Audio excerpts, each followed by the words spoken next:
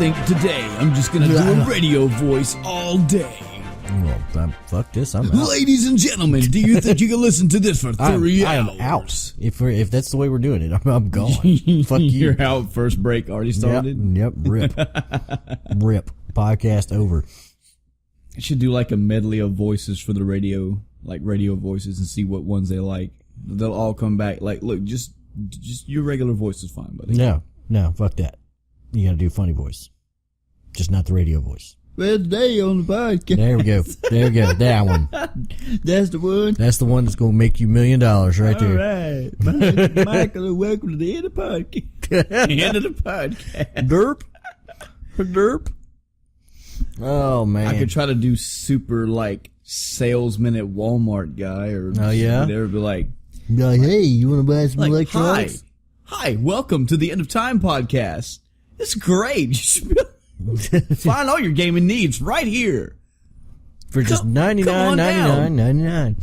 For $99.99 a minute. Plus it's 6 cents for each additional minute. Hello, everyone, and welcome to the End of Time. I'm Michael. And I'm Adam. Today, let's just let the audience take a wild guess what we're doing today. Talking about bullshit. This 13th episode. This is the cursed episode. This is the one. Ooh, I didn't even think of that. That's right. This is Unlucky 13, like Final Fantasy 13. It's going to be the last one before something horrible happens. The 13th Resident Evil movie. Like, man, Jesus Christ. This is bad. The 13th episode of an anime. There were some good 13s. Wasn't Nanaki, wasn't he Red 13? No, that's pretty good. Yeah, but he's kind of a Scottish cat demon. Yep. I'm saying, like, in the favor of, like, there are good 13 things. Perhaps. I can't think of anything other than that. And that's only a neutral, really. Is Dragon Warrior up to 13 yet? No, I think they're up to, like, what, 10? It's getting close. Yeah. Final Fantasy's hit 13. Oh. Hey, did you like Final Fantasy 13? That's what I was saying. Did you like Final Fantasy 13? No. No. You could probably find the 13th game in a series that doesn't have numbers. Like, there's a 13th Mega Man game. There's probably a 13th fucking Madden. There's definitely a 13th Madden. There's probably a 13th Castlevania. Yeah. So, I mean, 13th. There's a 13 something that's not too bad. What about 13 Zeldas? You think there are 13 Zeldas? Close. If we aren't there yet, we're damn close. Yeah. But I'm pretty sure we are there. Yeah. It was probably Skyward Sword. Yeah. And it's probably why it was so shit. Well, that would explain a lot, says the guy who hasn't played it at all. So I can't say that's right. Fuck y'all. I'm calling it. Calling it right now. Game's garbage. Should I start this week, or are you going to start? You go ahead and start this week. Because you've been starting every fucking week. That's because I'm the best. No, this time we're gonna make them. This time we're gonna make them wait. We're gonna. Oh, okay. We can make the weeks wait. We're gonna make them wait. Just make them wait. Yep. You gotta keep them wanting. They'll listen to your part now. All instead right. of fast forwarding that. Straight to today's topic. Here we go. No.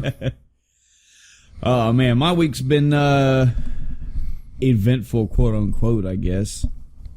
Oh yeah. What'd you do? Finally finished off Chrono Trigger. Yeah. Man. It's about time you beat that game. Again. Beat that game the first time. Again.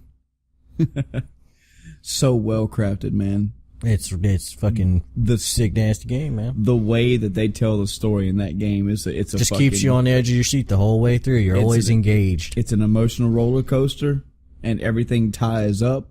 Yep. You don't have many hokey moments in there, You don't have many moments in there where you're like, it's kind of cheesy. They're all like, oh, that's why this person did this, or that's why this thing exists. Yep. I finished that off, and then on the same exact day, I started playing Suikoden 1 over again.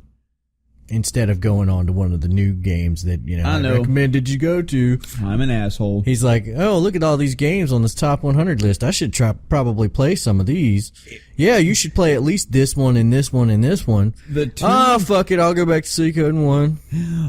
Are you gonna and 2? Are you gonna fault me for playing Suikoden 1 and 2? I'm gonna fault you for interjecting it before some good games that Are you you haven't going to played. fault me for playing Suikoden 1 and 2 I'm not over Valkyria Chronicles and Baldur's Gate 2, Assassin's Witch? Because the only reason I'm going to fault you for it is because you haven't played those. This is what you're getting is Suikoden leftovers that you've reheated in the microwave. It's also Suikoden, as in I haven't played Suikoden 1 in over a decade, and I haven't played Suikoden 2 in like 6 or 7 years. Damn. So it hadn't been 6 or 7 years. I think you've played it more recently than that. Well, 3 or 4, maybe. Yeah, probably. Either way, that's a long fucking time, especially for Suikoden 1. Suikoden 1 mainly. But you can just, as I was telling you earlier in the week, man, you can destroy Suikoden 1 in like 15 hours if you know what you're doing. Yeah. If you're going through there, like, get fucked. Get fucked. Yep. You can go through there and rape. What's the name of his teacher? Tyr's teacher in that game? In Suikoden 1? Yeah. He has his instructor who taught him how to use the stick. And you can find him, and they have a Unite attack, which hits everybody really fucking hard. And he's like the best character in the game. Yes, I don't remember his name, but I know who you're talking about. His name is like Genkai or something like that. I think so.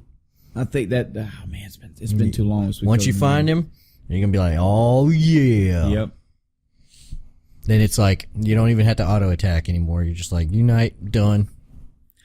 I've already had some wow moments. Spoilers for Suikoden 1 for the Sony PlayStation. Oh no. If you remember, you at the beginning of the game, I'm only like 2-3 hours in the game, I don't know. But there's a section where you have to go into this general's house. His name's LaPont. He's the orange guy. I always call him orange because his fucking hair is orange. He's got that big green cloak. Orange. He's got a green cloak, but they colored it orange. He's just orange. But you have to invade his house because to get his attention, you're trying to get his attention. Yeah. So you steal his favorite sword to get his attention. Yes. No, you steal his sword, and one of the guys there backstabs you and is like, yeah, I told him you were here. And he approaches you, and you're like, yeah, I've got this liberation army I'm forming. I need you to join. And he looks to his wife, Eileen. He says, Eileen, you're no longer my wife. And she's like, excuse me? He's like, I'm about to go fuck these people right in the ass. Shit up, and I don't want you in the middle of drama. She's like, baby, I signed up for drama and shit the day that I met you. And he's like, good answer, wife. He's like, I'm gonna have to leave you because I'm about to go fuck these guys. Yeah, he does it like that. Like he's like, your main character, which doesn't speak, everybody around you's telling them what's going on, but it's like, yeah, I've got this liberation army, you know, the empire's corrupt. Some shit's going down, and I need some good, strong people. You know what's going on. You can fight this cause. Come fight with me. And he's like, I hear your story. And immediately turns to his wife, Eileen, you're not my wife anymore. And I was like, whoa, whoa. And she was like, what the fuck? He's like, yeah. I don't know if you want to be around for this shit. Then you meet his son. Yep. Then you meet his son again in the next game. Isn't it? Yep. Good game. Highly recommend anybody. As always, it's up in the alley. Games you should play. Yeah, he's in Suikoden too. Yes, I do.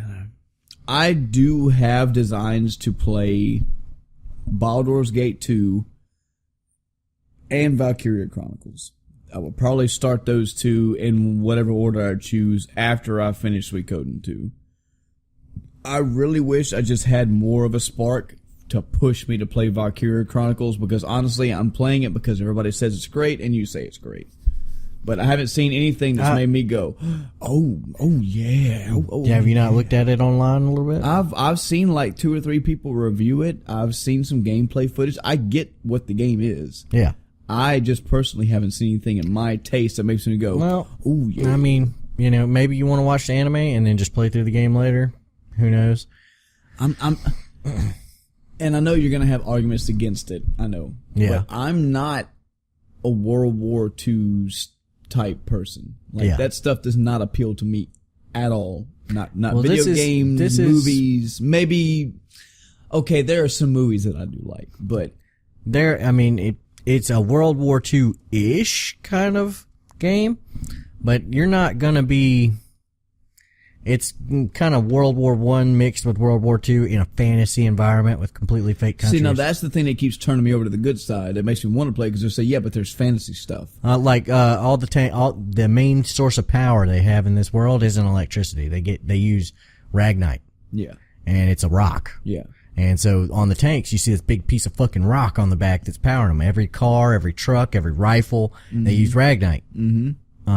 Every machine that uses something either uses like steampunk wind or something like that, or it uses ragnite as a power source. Yeah. And so you see it all like, and it's also a weak spot. Yeah. So if you destroy that big fucking rock, then the thing ain't got no power no more. And also, I see like trailers and reviews, and I'll see, the tanks rolling around. I'll see the scouts moving around. I'll see the battle where they're shooting each other, and I'm slowly droning out. And then I'll see this fucking white-haired, skinny-ass girl with this giant fucking lance with rotating parts. I'm like, okay. Yeah. Okay, now I'm in it. And then they go back to the tanks. I'm like, yeah, you lost me. That's the Valkyria part of the Valkyria Chronicles. And also, so there's some mysticism in there. It doesn't reveal itself till later. So you play through the first part, and you are a guy trying to hold a squad together through a war. Yeah. And then some mystical stuff happens. Who do you think's a better leader, the guy in Valkyria Chronicles or the guy in Mass Effect Andromeda? Well, considering the guy in Valkyria Chronicles is a Mary Sue kind of, a little bit. It's kind of a Mary Sue. He's one of those guys that goes, oh, look at this. This is indigenous plane. I can use this to win this next battle. It's like, what? What? Fuck you. So basically, you're telling me the Valkyria Chronicles is a worse game than Mass Effect Andromeda. I'm telling you that as far as strategy wise, the guy from Suikoden, like Shu or Mathau or whatever, Matthew, yeah, however his fucking name's pronounced, he would be like, yeah, no, we're gonna have to get this guy, or else he's gonna kill us all. He'd be like, okay. our only chance to win is to convince this guy to fight for us. Yeah. Because otherwise he's going to murder everyone. As far as Baldur's Gate 2, Baldur's Gate it's one of those games where you have to get into it. It takes a little while to warm up to it. It takes a little while to get used to the combat, to get used to how all the skills work. You're going to have to learn the menus. You're going to have to learn the mechanics. And there's a curve to it. It is not a moderate learning curve. How harder would you say it is to learn than, say, Diablo 2? Harder. If you know Diablo 2's setup. Harder. Okay. Like way harder? Not way harder, but harder. Okay. Because, I get Diablo 2. Diablo 2 was made by Blizzard, and Blizzard is really intuitive about how stuff works together. Yeah. This, not so much. This is D&D. Yeah. This is intricacy over, simplicity. It's like, we want this to be very intricate, but, you're going to have to learn it. And it's not based off 3.5 D&D. It's based off, I think, 3.0 or like a combination of AD&D and 3.0. I can't remember exactly when Baldur's Gate came out, so I can't remember exactly what system it used. Yeah. But you're going to have to... I don't mind the learning curve depending on how fucking complicated it is, but I'm shooting toward Baldur's Gate 2. I keep saying Baldur for whatever reason. I keep going toward Baldur's Gate 2 and Valkyria Chronicles, both for two things. Both of those games for one thing. I want a good story. I want to step away from both of those games going, man, that story was good. That was good. And not just, Like, when I hear people tell me about Valkyria Chronicles, they say it has a good system. I can see the system. I can see that it's unique, it's innovative. I get that. But if the system is that good, that's going to be a bonus for me. I'm going at it for the story. On the flip side of that coin, everybody else also says that if you haven't played through Valkyria Chronicles and you haven't followed through Squad 7 story, you're doing a disservice. When You've got to go through their story. When you look at Valkyria, the difference between Valkyria Chronicles and fucking Baldur's Gate is like night and day. Mm-hmm. It's the difference between Xenogears and Chrono Trigger. Okay. Valkyria Chronicles is straightforward. This is what's happening. This is what's going on. Oh shit. Mm-hmm. You know, and you can kind of catch some of the beats. You know, if you've heard a lot of stories or seen a lot of fucking, you know, shows, you can kind of see, you can kind of predict a couple of things that are going to happen. Mm-hmm. But, as time goes on, I mean, it's a good story. It's good to follow through. It's fun to watch. It's a popcorn story. Yeah. Fucking Baldur's Gate, it's like, welcome to hell, bitch. You know, like, I hope you read up. I hope you studied. What if I didn't? If you didn't study, you're gonna get the beat. You're gonna get the main beats of the plot. Okay. I can deal with that. I mean, I can get the main beats of the plot, and you're gonna get a whole shit ton of side content. Mm-hmm, mm-hmm. Oh my god, so much side content. Good. And you have to understand the way the planes of Baldur's Gate doesn't pull any fucking punches. Spoiler. Yes. Spoiler is minor spoiler. Spoiler is fine, but you need to make that statement make sense. What do you mean? Baldur's Gate, in the first town, in a certain place, I'm not going to tell you where, because I don't want to spoil this for you. There is a certain thing that you can fuck up and do, and at level fucking 3, 6, 7, whatever you fucking happen to be, you'll run into a goddamn lich. Whoa. Now, a lich in D&D... That's a pretty big deal. It's a big fucking deal. Mm-hmm. And what he's going to do is, hi, I'm a lich. Get fucked, and he's going to cast Time Stop and about 20 spells, and then he's going to unfreeze time, and they're all going to hit you at once, and they're going to fucking blow you into little smithereens. Mm-hmm. Now, if you were a higher level party, you might have been able to stop him from getting that spell off, because if he gets the spell off, you're dead. Yeah. But you can't. Yeah. Because you're not high enough level. Mm-hmm. And this is just out of the blue. Out of the blue. You know, you're going to fight dragons, and they're going to fight you like dragons, and they're not going to pull any punches. Okay. You're going to fight. There's vampires in the game, and vampires in D&D are not something to be fucked with. They have this thing called energy drain. No shit.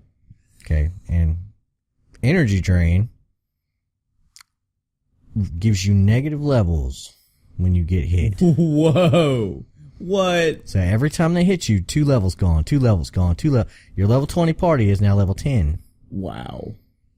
You're dead because they eventually get to the point where they're just one-shotting you. Wow. And they're hitting you in packs. So you have to be ready to fucking fight them.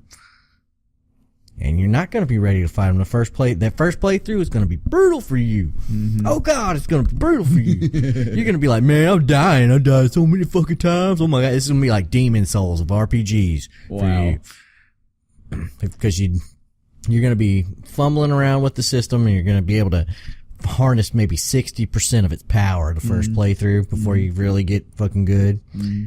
And, I mean, you know, unless you come from a very strong D&D black background, and specifically... A black ground? A black ground. Yeah. Tell me about your black ground. Yeah. That's, wow. Anyway. So you go through your D&D, if you have a really strong D&D background, then you're probably going to be able to, you know, go, okay, well, I remember how this worked. Let's see what kind of spin they put on it. Mm-hmm. Not so much if you don't. You're going to have to learn everything. You can actually set it in the options where you can see the dice rolls and stuff like that. Mm-hmm. And it'll show you how your attacks broke down. Yeah.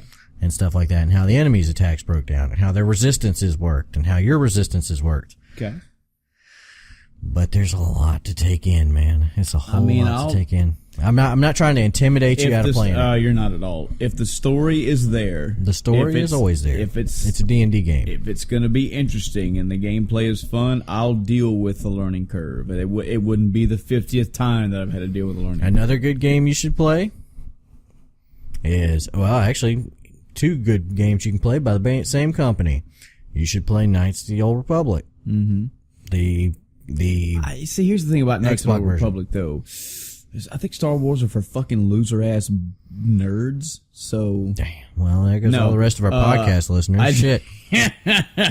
No, I do want to play that game because everything I've seen about it, just the charm in it is what appeals to me the most. Damn. And it's also got a damn good story. It's got a good story. It's got multiple outcomes for the multiple endings. Mm-hmm. It's really, really great. It's a great That'll story. probably be the 4th of the 4 games you recommend. What's the other one? Dragon Age Inquisition. See, or just Dragon Age Origins. Yeah, again, I started playing Dragon Age, the first one. I did not get into it at all. Wow. I did play Inquisition for about 30 minutes, and I mean, the damn character creation alone was like, wow, that's pretty fucking in-depth. Yeah. I could pick it back up and try it again. I'd say right now, it's probably going to be Valkyria Chronicles, Baldur's Gate 2, and then I'd probably go Dragon Age. KOTOR would just... So KOTOR is not online. No. That's not there is an Old Republic that is online as an MMO. Okay. Because for some reason, I always think that. I don't. It is the same universe. Mm-hmm. It is the same universe, and it's the same continuation of the same story. So KOTOR is its own game. It's a standalone game. There is RPG, MMO. Okay. Gotcha. There's 2 KOTOR RPGs and the MMO. I'm saying you should play the first RPG and maybe the second RPG if you want to. Mm-hmm. You can play the MMO if you want to too. I'm not going to stop you. I'm just saying. And it was apparently a really damn good MMO. It's just, wow, it's like, get fucked. I've done my MMO time. MMOs are an investment. They're not a one shot kind of deal. No, they're not. And I've played 2 of them. Technically, I guess 3. I don't really count Phantasy Star. That was a jolly good time. That wasn't stinking. Just kind of romp through it for a little while. Yeah. Only other thing that I did that I think worth reporting. I mean, there was 2 things. The first one is actually today, my wife and I just went and saw Pirates of the Caribbean. Pirates of the Caribbean. Curse for the Dead Man's Opal Ring. You want to let you in on a little secret? I've never watched any of those movies. Really? Not one. Why? Because I'm afraid of pirates. Okay, why? No. Why? I've never watched them. For whatever reason, I just didn't want to watch them. I'm in the minority when it comes to these movies because I enjoy them. Are they fucking top tier 10 out of, no.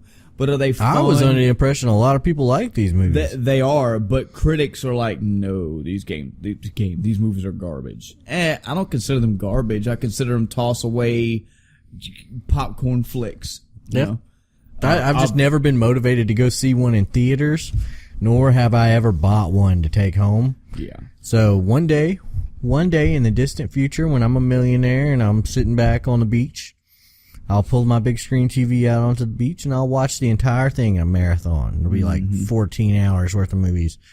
I'm not the world's biggest fan of these movies, but I will wholeheartedly admit that I do enjoy them. I've seen the first 3 or 4 like 2 or 3 times a piece. Mm-hmm. I enjoy them for what they are. Always big on the antagonists in these movies. Like Blackbeard was a cool one. Davy Jones was fucking awesome. Do you fear death? I love that guy. Yes. Yes, I do. This one has Javier Bardem. He's playing a Spanish conquistador. Yeah, God, I just saw this movie and I forgot his name. Salazar, something like that. Not the Resident Evil 4 Salazar. Yes. Good movies. I will say this about them though. These Disney movies know how to fucking push you forward through plot like crazy. Because there were 2 or 3 times where in a 20-second span, they give you stuff and you're like, well, I think that was pretty big. That was a lot of info. Just, oh yeah, by the way, this guy's a god. Next scene, you're like, whoa. Can we go back? What the fuck just happened? Stuff like that. They're like, yeah, don't worry about that. Yeah, it was a good movie. The other thing is, I kind of want to give a shout out. I don't think we've ever done this, and I guess, no. Are we going to start doing this now? No. I'll run this by you. See if you. It's something I talked about before. If anybody has heard a year or so ago, the gaming sphere known as game trailers went down. Yeah. Like, the whole company got shut down. Everybody got laid off. Horrible story, in my opinion. I'm sure it has its reasons, but that was not cool because there were a lot of good people. A lot of people lost their jobs for that. Yeah. And soon after, some of the core people at game trailers, like Kyle Bossman, got together and was like, hey, we're going to just make this fucking Patreon. Okay? For fans that like us, that like the content that us game trailers guys did, if you guys want us to band together and do something else, show us in the money, show us in the votes, show us that you want us, and we'll fucking do this. Like, we're not just going to leave just because the company's gone. And they raised a shit ton of money, and they have formed Easy Allies, and they're doing great. They're doing just like what game trailers used to be. They have game reviews, they've got podcasts, they've got talk shows, they got conferences, all this stuff. So, damn. Fucking shout out to the Easy Allies, guys. I'm proud of you. I'm happy that you guys got that going. That's awesome to be like, on the one hand, you're at one of the top premier like gaming personas out there, and then, hey, by the way, your job, you're laid off. Yeah. Bye. By the way, fuck you. And they're like, yeah, we're not done. Our fans do not want us to be done. I recommend anybody that liked game trailer stuff. If you've never heard of them, go check out anything by Kyle Bossman, but definitely go check out Easy Ally stuff. It's really cool. I stumbled across them and watched a whole bunch of their reviews. I also listen to their podcast now. That's like, I don't know, 9 different podcasts I subscribe to. Good stuff. Good stuff. That's pretty much been my week, though. Wow. You did a lot of shit. Well, it's weird being at this age and saying in one day I finished off Chrono Trigger and then started Suikoden 1. Yeah. When back in my youth, those were 2 pillar moments of my life. Yeah. You know, it had to take me a couple months to knock down Chrono Trigger just because I was, you know, the little times I could play it and how much I played it, you know. Well, I mean, there's a difference between the way you play one of those games now and one of the ways you played it back then. Mm-hmm. Because before you'd walk through and you'd be like, I would do one thing, and then I'd walk through every other area in the game to talk to every other NPC to see if anything had changed. Yep. Not so much anymore. Now I'm just like, you know what? Let's get on with it. Plus, you also know where to go. I mean, not saying that you should always be lost in either one of these 2 or 3 games, but you know where you're going. Yeah, you know what the next thing is. So you're going to go fix that. You're actually reading the text and understanding what's being said, too. Exactly. What about you, man? What's your gaming Oh, week man, like? to be totally honest with you, I haven't had a whole lot of gaming time this last week. You haven't had a whole lot? No. That's understandable. Life happens, man. It's been life this whole last week. Mm-hmm. But I did get some time in on Andromeda. Mm-hmm. Still checking the boxes. I checked a couple boxes on The Witcher 3, too. Oh. Yep, went back there. Checked a couple more boxes on that. Mm-hmm. And the big thing that I've been watching, I've been trying to keep track of a couple of things while I'm playing. Mm-hmm. And I'm still looking at that PlayerUnknown's Battle Royale. Oh, yeah. Oh, man. It's really good. PlayerUnknown's Battlegrounds. Good. And that's going to be a badass game, dude. It's going to be a badass game. But if we didn't make this point clear, I do apologize. This game is not out yet. No, this is still like a beta format that you can get it on Steam. Play. You can get it on Steam and pay your $30 and already have the game. Yeah. And play the pre-access right now is fucking awesome. But as polished as the game is now, it's not finished. They're still updating it. They're still making changes. They're still working it. The official game is not out yet, but it's coming. So I like that. Oh, yeah. Oh, yeah. And I'm also looking at Star Citizen. Mm-hmm. They're talking about the 3.0 update and all the things it's going to bring with it. And I'm like, oh, man. Still just chomping at the bit. And the more I look at Star Citizen and the more things are starting to come together, I'm like, oh, my God. Yep.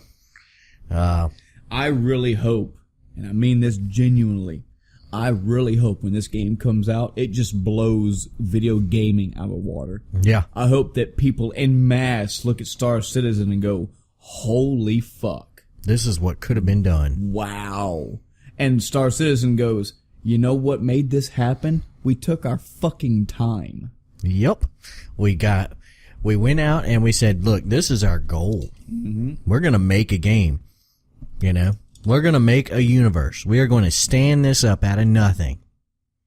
And then we're going to take our time getting it to where it exactly to where it needs to be. Exactly. We didn't have like 20 people and each person had like 5 ideas. We come into a boardroom and I'm fucking smoking a cigar going, all right, what do you got? And they're like, here. And I go, all right, I'm going to cut all that down to a third because of time and I want more money and I want a good release date. Bye. No. We said, what can we do to make this game better?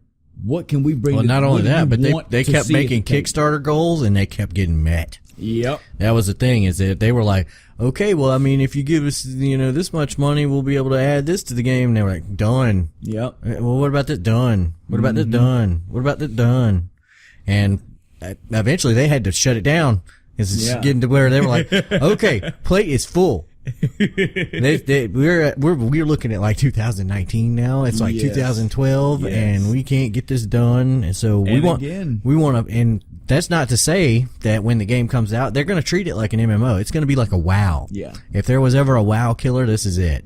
But it's going to be, you go into the game, you play, and they're constantly updating it and constantly, supporting the game and adding new content, and it's going to be so good. It's going to be so good. I love that they're going to have shit, and I mean, I know I'm a broken record. One critique I have. What? So far, one critique. And that is, it doesn't seem like your character's going to have any kind of personal attributes.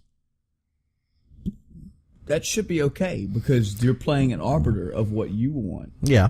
Well, I think it would be cool that if your character, had like a strength stat or an intelligence stat. Oh, I see what you're saying. Okay. like maybe a Skyrim type thing where they, even if it was just a ho-hum Skyrim type thing where they were just like, okay, well, here's your strength and your intelligence, your dex, etc. And then we'll give you a little bit of extras for these.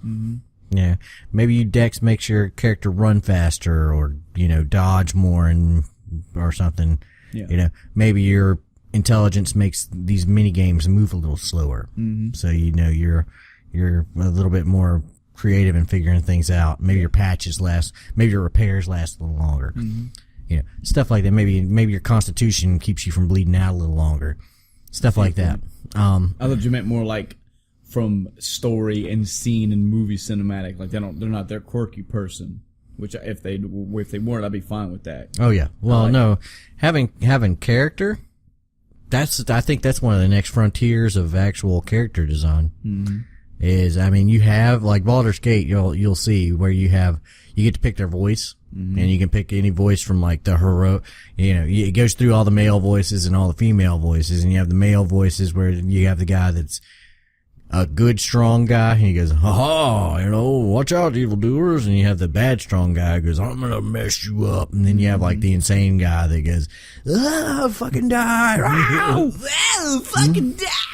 Yeah, so I mean, you're like, that's oh how my the actual God. English Kefka sounds. Yep. Oh God, have you heard the English Kefka? No. Just stay away. Thank God. Just stay away. All right, I'm good. So, in any case, that is an area where I think a lot of game designers could possibly maneuver that. I mean, you saw it a little bit in Fallout where you could have different types of responses, but I really think the voice acting killed Fallout. That is one game I have had a little bit of time to play. We can have an episode about this if you want to one day, but we probably should. Speaking of Easy Allies, I was watching their talk about Breath of the Wild, and a long part of their discussion was about voice acting. Everybody in Breath of the Wild has voice acting. They all have voice dialogue to some degree. All the main characters, you know what I mean? Yeah. And Link does not. Not only does he not, as usual, they also have a pseudo in-story canon reason why he's so silent. The big question was, should Link have dialogue? And which evolves to a bigger question, should any silent protagonist have dialogue? I'm of the opinion they don't have to. If they've been silent, they can be silent. Yeah. I'm also saying that if you want to give it dialogue, you better fucking do it right. Yep. And thirdly, biggest point, if I don't like that voice dialogue, give me the option to turn it off. If this character, I'll take it a fourth step. If this person has never talked, if it is a Chrono, if it is a Link, if they've never talked, or even the majority of games that they've been in, if they don't talk, I don't need them to. Yeah. I don't have to have them talk. It's something that helps me relate to it. Even if I can't relate, it sets a tone for that person. Here's the big thing. When you have a silent, and especially in Fallout 4, okay, if you played Fallout 3 and Vegas, which came before this, they didn't have they had a silent protagonist, but that wasn't silent. You got to choose options. Yeah. You got to say, okay, fuck you, or I'm gonna kill you, or blah, blah, blah, blah, blah. Well, the great thing about that was you could go back and mod the game and add extra dialogue options in. Oh. And create all new quests. Nice. Create fucking new options and whatever. You can't do that in Fallout 4. Because all the stuff is voice acted. Laid out in a row. Yep. And therefore, and you still have options. It's just you can't go past what Bethesda gave you. Because otherwise it sticks out like a sore thumb. Yeah. And he goes, okay, well, he didn't actually say anything there. So, man, unless you want to just go with silent options, like you just punch a motherfucker in the face for no reason. Yeah. Yeah, there's no creativity there. There's no option for good seamless modding.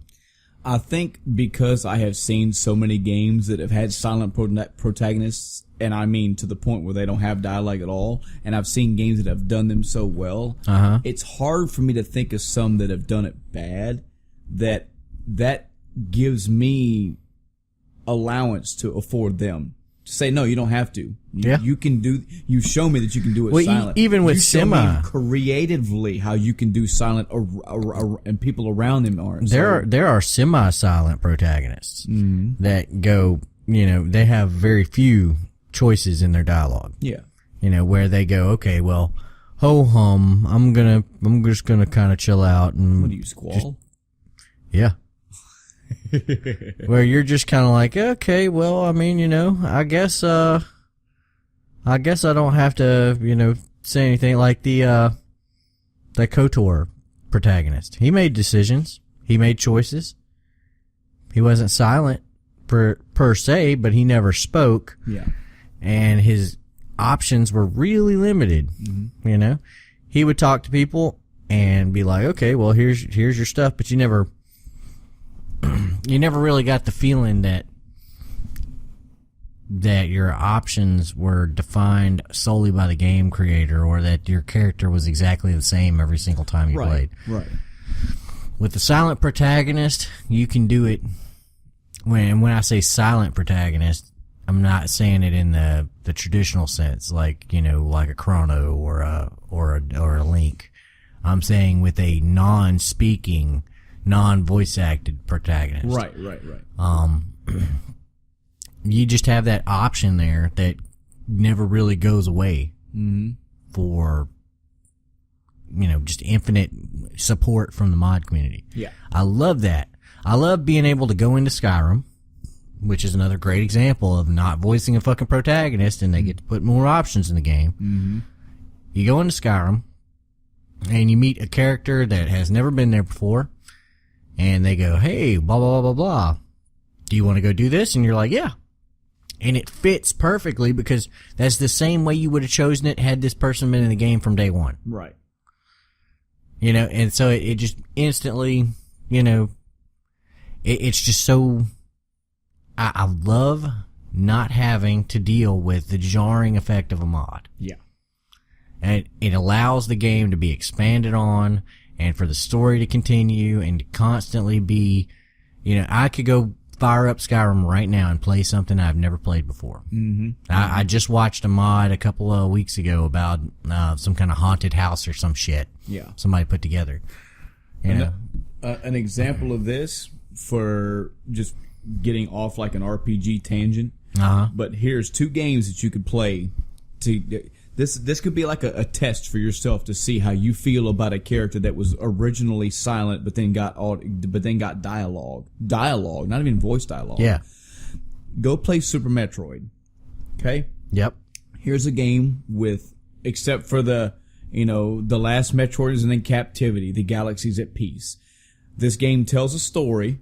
It tells it through the environments. It tells it through the upgrades. It tells it whenever you see the Metroids running around. Spoiler alert for Super Metroid. It tells you story at the last battle of the game. You get a whole scene where somebody could narrate that if they wanted to. If the Bastion guy wanted to come in and narrate the last fight in Super Metroid, and it would be epic. It would be action-packed, it would be heart-wrenching, and it would be like a momentous thing to see. No dialogue. Samus doesn't get up and has a voice box, a dialogue box pop up. She goes, breathing heavy. I won't stand for this, mother brain. Like, no. No dialogue in this game, no voice popping up at all, but you get the story. Yeah. You get a whole concise story.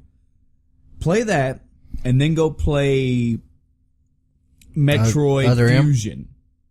Metroid Fusion is very linear in nature. It does kind of have the backtracking, but it's linear in nature. And you'll notice the dialogue in that game is set up to make that game linear. Yeah. So now, not only do you have a character that has to talk, and now you're getting, was it Fusion or Other M where she talked? You went from no dialogue to here's a lot about me. Now you're going to get defining in-box reasons why I am the way I am, and personality traits, and this is how I feel when I'm in my all alone time. And it's setting the game up where I want to go over there. I can't go there yet because that part of the story hasn't been unlocked yet. Damn. Instead of it's quote unquote, you don't have the key, but it's you haven't got that far in the story yet. You know what I mean? Yeah. That will give you a good idea of what it's like when you have a company that can make a game about a character. They can tell you what you need to know about the character without giving you a single word, or you give something where they dump it on you and you have to associate these feelings and these emotions and these personality traits to this person. Take which one of those two you like. It's not always a bad thing. There are situations where, you have both, a little bit of both. Like, say, Suikoden. Mm-hmm. Suikoden had for the most part, silent protagonist. Yeah. For the most part. He got to pick dialogue, but he did, every once in a while. It wasn't, and I know this now playing through Suikoden 1 again, they would give you an option 1 or 2, but he didn't then repeat that option. You know what I mean? Yeah. They didn't show the character animating like he was talking, and they say the word. It just says, yes, I want to go to that castle. No, I don't want to go to that castle. Pick. You pick it, and everybody around you responds to your choice. Yes. So, So, you're looking, I think Metroid is, wasn't it Other M where she had all the dialogue? Oh yeah, Other M apparently takes Other M was like the one where they did it wrong. Yes. Again, I haven't played it, so anything I'm saying is taken from everything else that I've read and seen and heard about the game. But apparently they go overboard with giving this girl, with giving her character. It's not just the fact that they give her the character. It's that character that they paint for her. Again, this is just from what I've understood. That the character Samus that they've portrayed in Other M starkly contrasts the Samus that you know. Yeah. She goes from the silent protagonist that was going around ass kicking. I'm humble, I'm quiet, I fucking get the job done, I kick ass, I kill things, I save things, I get my paycheck, and I move the fuck on with my life. This one is, oh, I really gotta worry about this, and oh man, what's gonna happen, and emotions and stress and like this. I get a nervous character with Samus and Other M. Yeah. Other games, oh no. Charge forward, move, get shit done. So it's not just, it doesn't, if the dialogue and or voice acting is done correct, if they match the person, if they paint a good picture for the person, that's fine. But when you start a franchise or start a series, be it limitations or not, and you make I consider it a directive choice, a production choice, an artistic choice, decision to not have dialogue. I'm thinking, great. You have the wherewithal to do all the machinations around that, all that it takes to make that silent protagonist relatable, enjoyable, and a good character, then the next game or whatever down the road comes out and you say, now we're going to give this person, we're going to make them talk and we're going to give them a voice dialogue or audio. I just don't like it. I've had too many times where that doesn't work. And I've had more times where the silent protagonist has worked and worked and worked and worked. So just let it be. I don't have to have when you move up in a graphical age, when you move up in more production, when I can tell that your first game was like $2 million, your second game, because the first game was so good, you got like an $8-9 million budget. And then you don't fucking shit out that fucking sick nasty sequel that needs to be done? Yes. Or you try to take things, you screw with the formula and instead of going bigger, better, more of what I liked. Yes. And decide to instead go, well, let's put a little spin on it. That I think was one of the problems that Final Fantasy always had. Yep. Is they kept trying to reinvent the formula instead of taking the formula and, I mean, I'm not saying innovation's a bad thing. I'm never going to say innovation's a bad thing. I'm saying that when you reinvent the wheel, it's not always a good thing. Mm-hmm. Not always a good thing. Yep. But that's just my 2 cents. I agree. And the point I was getting at was that when I can tell that you clearly had a sequel where you had more budget, you brought in more artists, more sound designers, another writer or two, whatever. When I can tell that you pumped more money in making this better, one of the things I don't need is, we hired 17 voice actors, which, cool, I'm glad I want voice actors to get paid. I'm not trying to kick them out of their jobs. But when I think of all the things you can bring to the table to make the games better, that doesn't have to be there. I think that's more of a homogenized thing where they're like, well, the charts show that people like voice dialogue more than a silent protagonist. And I'm the guy saying, but it was a silent protagonist from the get-go. Let it be. You shouldn't go back and change the trope. Exactly. Especially if it's the same character. Yeah. Especially if it's the same character. And this character didn't say shit through the first 3 games, but now he's talking a bunch? No. Yeah. I got to relate to that character. I got to put, even if it's not I'm relating to that character, even if it doesn't have to just be I'm putting myself in Samus's shoes. It could be the greatest one of all time, which is I have a character assigned to Samus that Adam does not. Adam has a character assigned to Samus, and so on and so forth around the horn. They may have we may be able to echo some of the same things, but if we imagined a story of Samus on planet 728, we would have 2 slightly varying things. But when you come out and have, this is what's happening with Samus, and she has voice dialogue, and you're like, well, I remember back last game when this kind of thing came up, she was talking about this, and she acted this way. Yeah. So I'm assuming this is how she's gonna act. Now I have to follow your tune. I don't mind following the tune. That's what you started with, but that's not what she started with. Changing the script mid series is a bad thing. No. A very, very bad thing. Yes. Chrono Cross. Motherfuckers. Alright, so let's get on to today's topic. I've been in I guess this is kind of topical, accidentally. I did accidentally topical. Yeah. Hashtag. I did mention talking about the characters from the Pirates of the Caribbean movie. Pirates of the Caribbean. One thing that I like about them, and it's something I've learned about myself over time through video games, I thoroughly enjoy a villain that's done right. Me too. I gravitate toward villains in games. Now, that's not saying that I want to be one. It's just saying that depending on their story, how they're written, their origin, where they come from, their motivations, I love a good, very well written villain.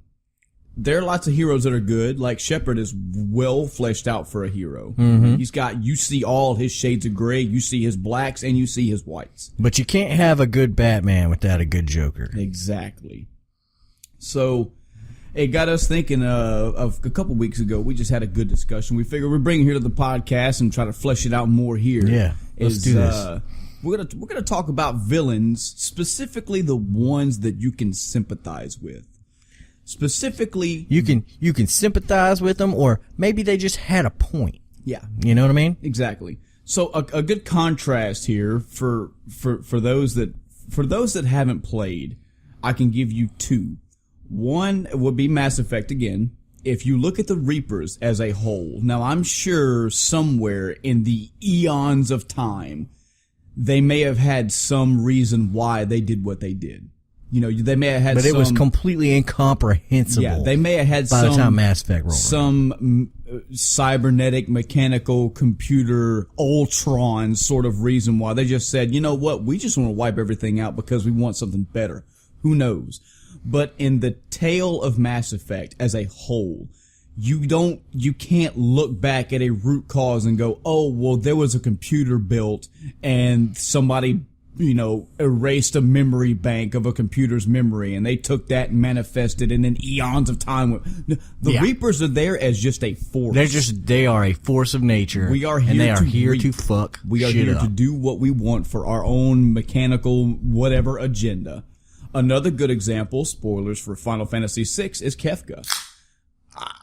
I can't think of anything. I can't think of anything in Final Fantasy VI that was fleshed upon where you look back and go, oh, well, you know what, and Kefka's maybe Kefka wasn't such a bad guy. Maybe Kefka, and you know, in the first war of the Magi, you know, his mother was murdered by, you know, the Empire or something, and Kefka is just, I'm just here to fuck shit up because I can. Oh, and he did, by the way. So he was successful.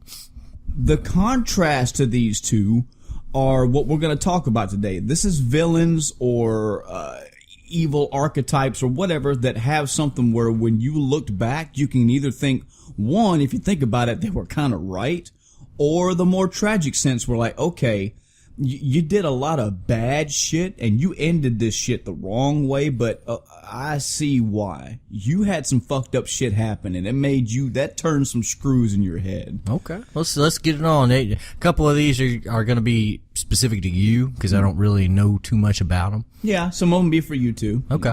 Let's start with one of yours. All right, we'll start with one of mine. Now, I did write down Sigma from the Mega Man X universe. Bro.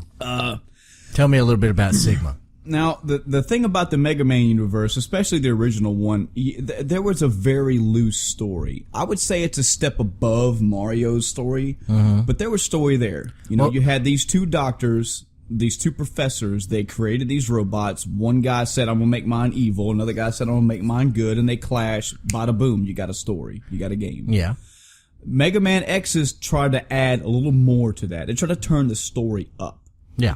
In the Mega Man X universe, and forgive me if I get the plots wrong, I think there's a few games that contradict this story, so I'm going to tell the synopsis that I got, and hopefully this makes sense. Before you get into the rationale of why he's not so bad, tell us some of the bad things he did. Oh, well, some of the bad things he did was he took, what some people don't know is that in the original Mega Man X, you fight the 8 robot masters, just the Mavericks, just like you do in the old Mega Mans, except for Mega Man 1, which only had 6. Some of those were, not only were they good, as this is usually how it is, Mavericks are robot helpers that turn bad. Yeah. Usually they're the top tier robots. They were there to do something cool. Yeah. They're not just the shovel robot or the garbage disposal robot. They're usually like Reploids that are in an army or they're head of something. In the Mega Man X universe, as far as I remember, two prominent ones were Storm Eagle and Chill Penguin. They were part of the Reploid, or the Reploids, the good guys. There was Mega Man X and Zero and Chill Penguin and Storm Eagle and Sigma. They were all 5 good guys. Sigma, unfortunately, got into a clash with Zero. Zero was one of Dr. Wily's, or Dr. Wheel's, last creations. And he had some bad in him. That bad manifested into like a virus. And once that virus started to pop up over time, getting worse and worse and worse, Zero went Maverick and before he was part of the good guy force, before he was here, when he was unearthed, he just come out the ground shit crazy mad. Well, they sent Sigma in to fight him.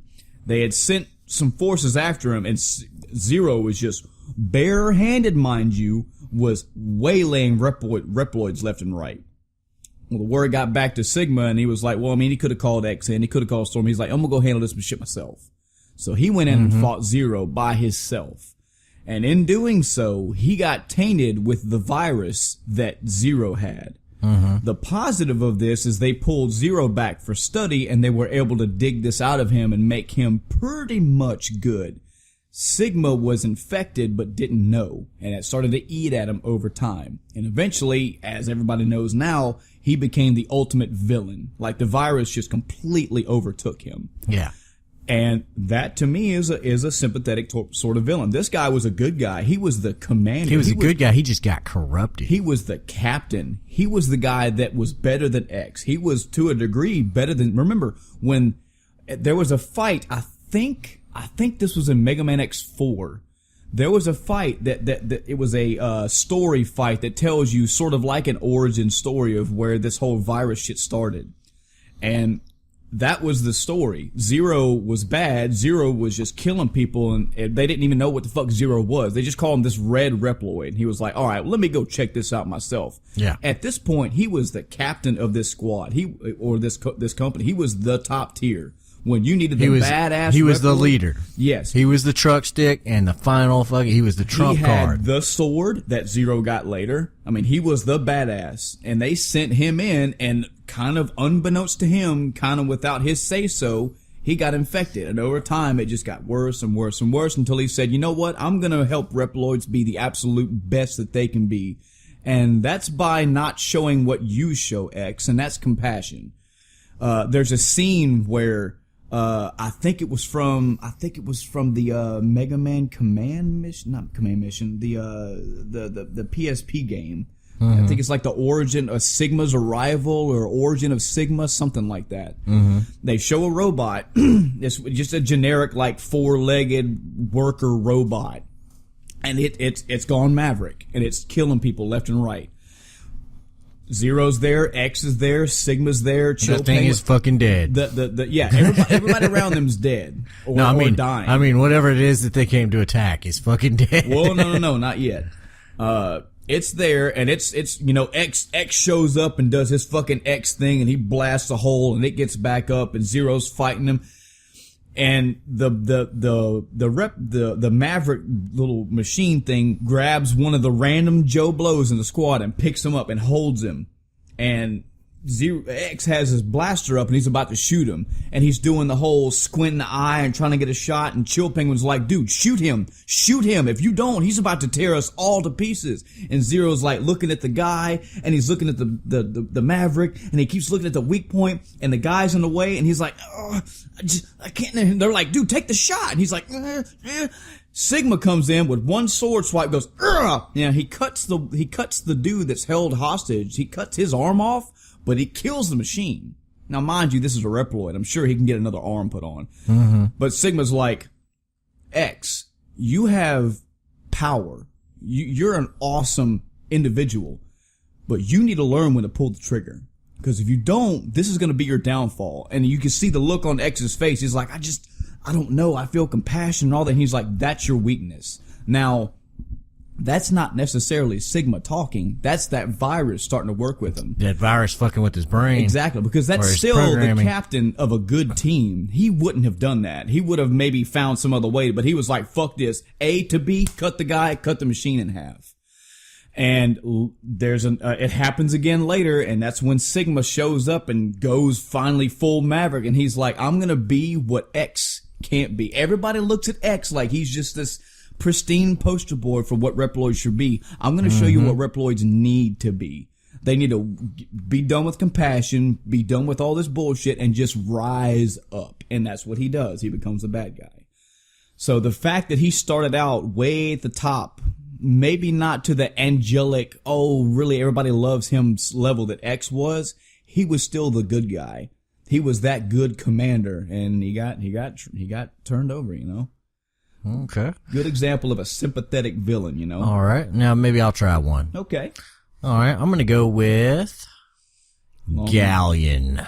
Oh, Galleon from Lunar and Silver Star Story and Eternal Blue.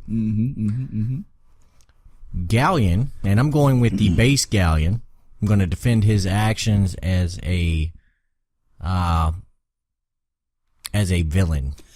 By the way, we're gonna throw this out now because I have an idea of what we're gonna be doing. We're probably gonna be telling basically a quote unquote short version of these characters' origin stories and what they do. We may be revealing some plot elements that give more weight to, okay, here's some bad shit this person did. Yeah. So spoiler for almost any game we bring up here, okay? This one's gonna be for Lunar. Okay. Essentially, okay, to name some bad things that he did. Okay, he kidnaps your girlfriend. He kills a dragon. Which in this game is a bad thing. It's a very, very bad thing. Because these are the four godly dragons that make up the magic of the world. He enslaves all the other dragons. Oh shit. He proceeds to destroy a magic city and almost destroys the entire world. Along with other various minor things that he does. The justification for which goes back to his origin story. He was one of the four heroes of, the time before the first Lunar game. And they went out and they saved the world and they did all this cool stuff. Well, he had 3 other friends with him while they did this, and he was part of that party. He was a renowned magician. He was a very renowned magician, and they personally knew the goddess Althena in this world. They not just like, we serve the goddess. They are like, we commune. We talk to, in her physical form, the goddess. And the decision was made. Althena, from time to time, would decide to become a human and live a human life for a little while. Well, this time she decided not to ever come back. She had made the decision that she was going to step down and no longer be human ever, or no longer be a goddess, and let humans have, they break their divine, link. Not so much link. She wanted them to control their own destinies, Gotcha. Pretty much. She saw that they were becoming too dependent on her, and that they were, they were living for her, not living for themselves, and doing what they could do, what they had inside them to do.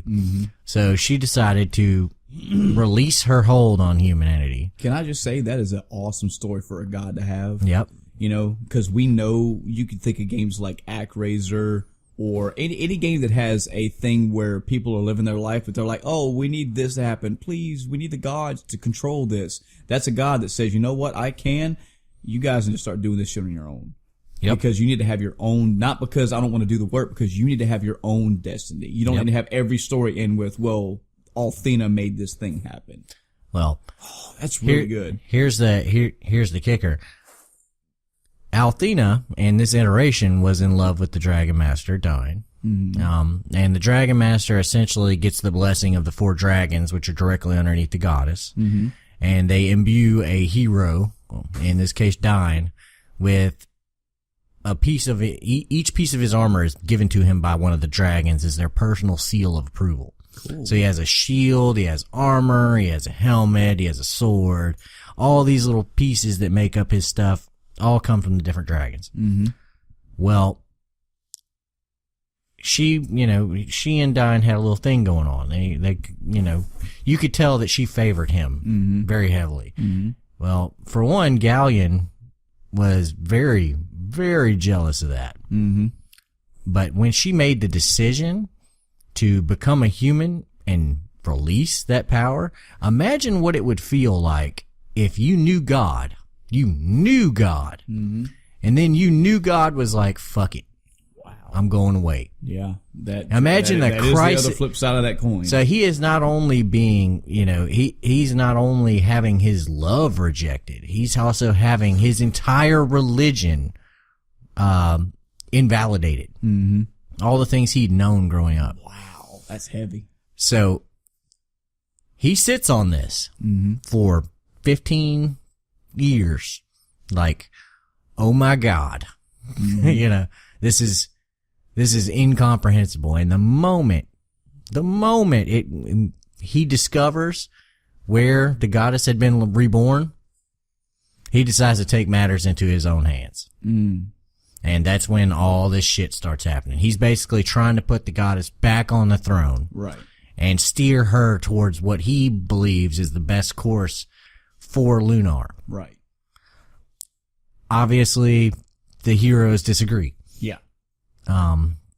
But you can't really fault him for believing the way he did. Yeah.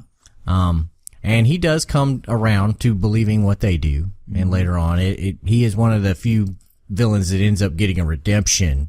There are a couple on this list that do, but yeah.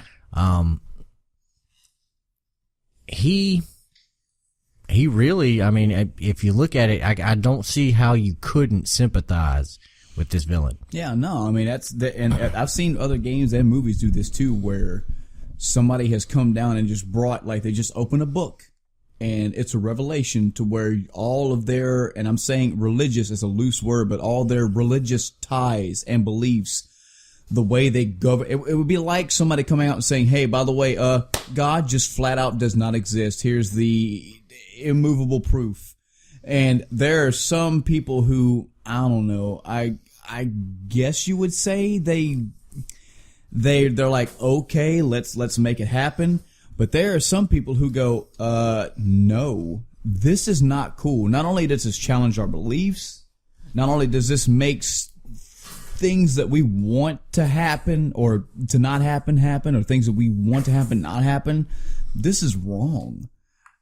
It shocks people to the core. So you have this guy, I just consider him the most, and I'm saying fanatical in a loose way. This is the one guy that says, this is not the way shit should be. Yeah. This goddess needs to be in her place and shit needs to work the way it should, because this is what we have been doing. This is the way the world was designed to work. Exactly. So yeah, you could totally sympathize. And you end up having the exact same thing happen in the next game, Lunar 2. Mm-hmm. One of the main characters, I guess the character that takes Luna's place, which is, what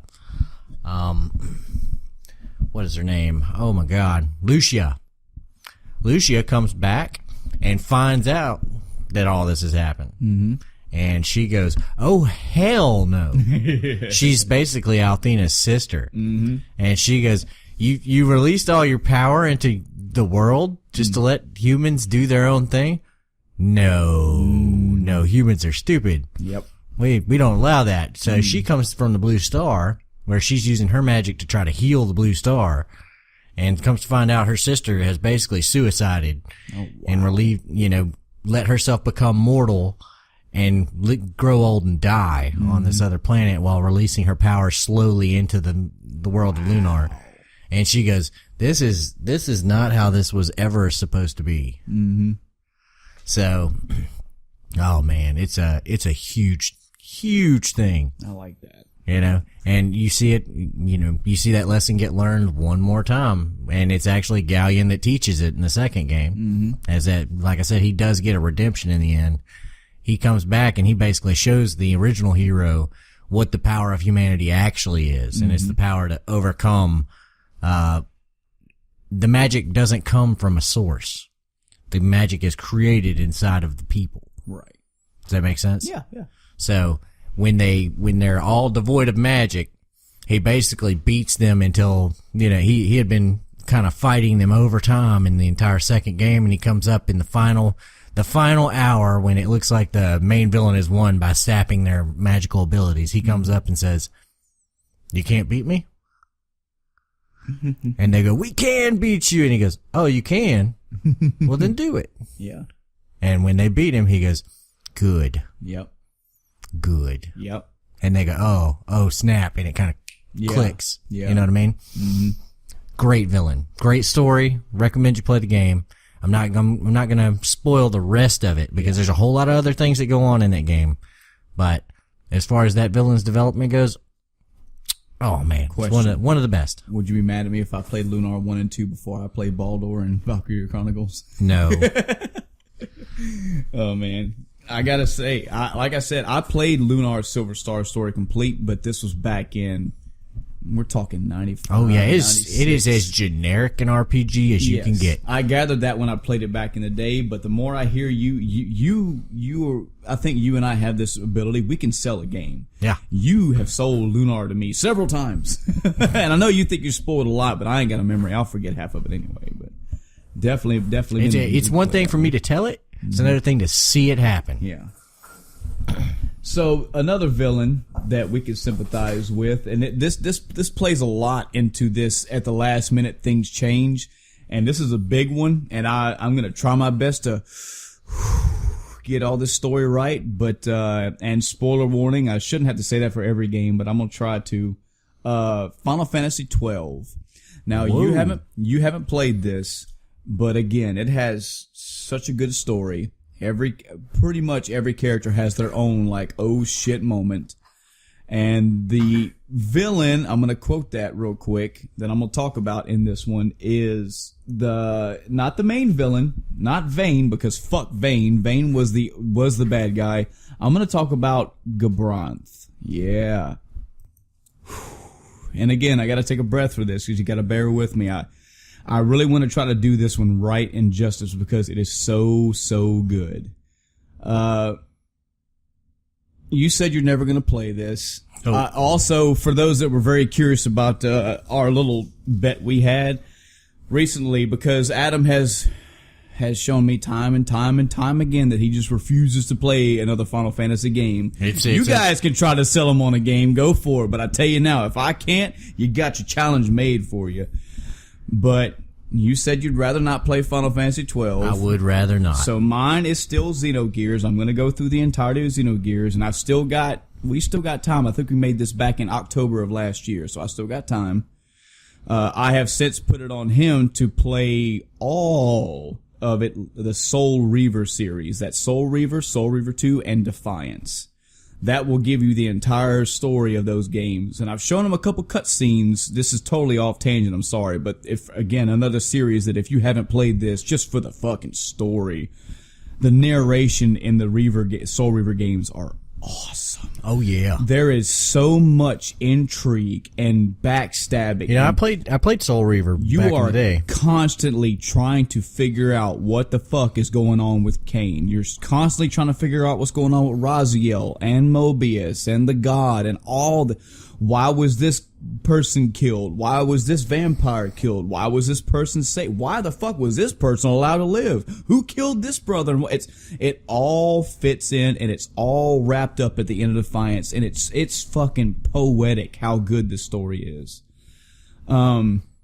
So he said he doesn't want to play Final Fantasy 12, so he doesn't mind me spoiling things for him. So I'm gonna spoil things for the game and for him too. It should be okay. At the beginning of this game, it is known that there is a king and he has a guard and etc., etc. You find out at the beginning of the game that the king gets killed by what you assume is his guard, his right-hand man. And everybody's like, what the fuck? And one of the sole witnesses there that sees it, well, he didn't see the murder happen, but he gets the idea this is what happened. He gets killed. So the witness is out of the picture. Yeah. So this one guy, this quote-unquote nobleman, has been labeled a treacherous murderer. And he's strung up in a dungeon. Well, he's in a dungeon cell, but he's like left to fucking die, left to rot. Damn. You find out throughout the course of the story that it wasn't him. And of course, he says it all the time. Everybody, especially in a few moments where the character actually has some good gravitas to him, your sort of lead character, quote unquote, in the game finds him and he's like, you got my brother killed. Like, I know you're nothing but a traitor. You're bad. And he's like, I didn't do it. He's like, yeah, it's what you would say. You're a traitor. Come to find out, he didn't do it. He had a twin brother. And his twin brother is actually in the Empire. His twin brother did it for a reason. So automatically, from the gate, you've got this brother labeled as a bad guy. Real bad guy. Killed an emperor, killed a king, killed like a very young soldier just because he was there seeing it happen. So everybody hates this guy, okay? Fast forward through the story, and forgive me, I'm blowing over a lot of key plot points to try to paint this end story for you, okay? There comes a scene where the next king is murdered. The new king is apparently poisoned. The king has this royal guard underneath him called the Judge Magisters. They're the ones that wear the really cool armor in 12. They're the top tier, the best magic user, the best sword user, the best lance user, etc. They are the badasses. Like when a judge gets called to the scene, shit's about to get wrecked. Yeah. Where they're like, oh shit, the emperor has been slain. Call the judges in because we got to figure out what's going on. So they show up, and you have these two characters underneath the emperor. He has two sons. He has one son named Vayne Solidor. Vayne Solidor is, I kind of equate him to Kefka. He's not crazy, mind you, but you can't really pinpoint a reason why he is the way he is. He's just like, I'm gonna get power and I'm gonna fucking rule everything. I'm just gonna amass all the power I can. He has another son, which is Vayne's younger brother named Larsa. Larsa's very young. He's like, I don't know, like 16, 17 years old. But he has a noble sense about him. He has a heart. He's the kind one. Yeah. Larsa knows Vayne because it's his brother, and he's like, he's bad. Like, you can't let him take the throne because he is bad. He's gonna fuck some shit up. We have got to stop him. This guy gets a hold of it, it's over. So, behind the scenes, because nobody really pays attention to the young brother because he's young. He's trying to put out little fingers and little pies here and there, trying to basically pull the rug from underneath Vayne's feet. He doesn't think Vayne knows this. Vayne knows this. Damn. And everybody around him, all the judges know this too. So everybody in that little troop, except the emperor and the little brother himself, they're all gonna try to kill him eventually. Yeah. They're all gonna be against him, especially if Vayne ever takes power. So boom, the emperor gets killed. The next in line right that minute is Vayne. So the judges show up. The emperor's dead in his throne. Vayne's there, and he's like, "Yep, look at this. The emperor's dead. Apparently, he was poisoned by one of these like people in his court." And they're like, "Why the fuck would we betray him? Like he's our liege. We wouldn't do this." And he's like, "Yeah, take him to the dungeon, have him killed." And he's like, "Well, you understand now that this means that I'm the emperor now." And every judge there is like, yeah. What you saw in and this is why I'm sorry. I said I was sorry for skipping over parts. There's a scene where you see Gabranth, which is that bad brother, the one that killed the first king. He's walking down a hallway with the only female judge in that court, and they're like talking when people are walking by, but when there's nobody around, they're like, we have to protect Larsa. And Gabranth is like, yes, I know. It's like, she's like, it's just me and you. If anything, we may have to be the ones to kill Vayne because, we can't let that little boy die. Like, Vayne's gonna take over the world if he's like, yeah. And they're like, all right, well, so me and you got a pact. You understand that those two have a pact. Yeah. That at a minimum, we are here if we got to get this shit done. We got to kill the judges if need be, and we got to kill Vayne. So you're cool. Emperor gets killed. They haul off this Joe Blow nobody who got framed for a poisoning, and Vayne's like, yep, so I'm the emperor now. So, some things are about to change. And that female judge loses her shit. She's like, no. I know what happened here. This wasn't you fucking did this, Vayne. And Vayne's like, oh, really? Well, what are you gonna do about it? And she was like, he's like, I see that this is a treason amongst his people. And she's like, no, I see the treason. I see the snake coiled before me, and it's you. And she draws a sword and goes to go slash at Vayne, and another judge steps in and says, you don't understand. It wasn't like divine right that made Vayne a king. It was the very law that you serve. Do you understand what you just did? Because you just raised the sword at the emperor, now Vayne, you just raised your sword at the law. which means you are subject to being killed. I'd be like, that's the shittiest fucking excuse I've ever heard. Yeah. I'd be like, but you have to understand, I'm serving the previous. All the judges are under he's got him brainwashed. He's like, hey, when I take power, he has this power that I'm not going to go into that he's tapping into. He has this ancient lore type power that apparently an emperor, once he's emperor, he has more keys to. He's like, if you guys help me get this power, you'll be in my direct court and you'll be more powerful. I'll let you have this power. And they're like, yeah. It's only Gabranth and that and Drace, that female judge, who are like, we don't fucking care about that. We don't want him to die. We don't want Larsa to be killed because of your bullshit. So she steps in, tries to kill him. A judge steps in and is like, nah, you ain't killing my emperor because I'm on his side.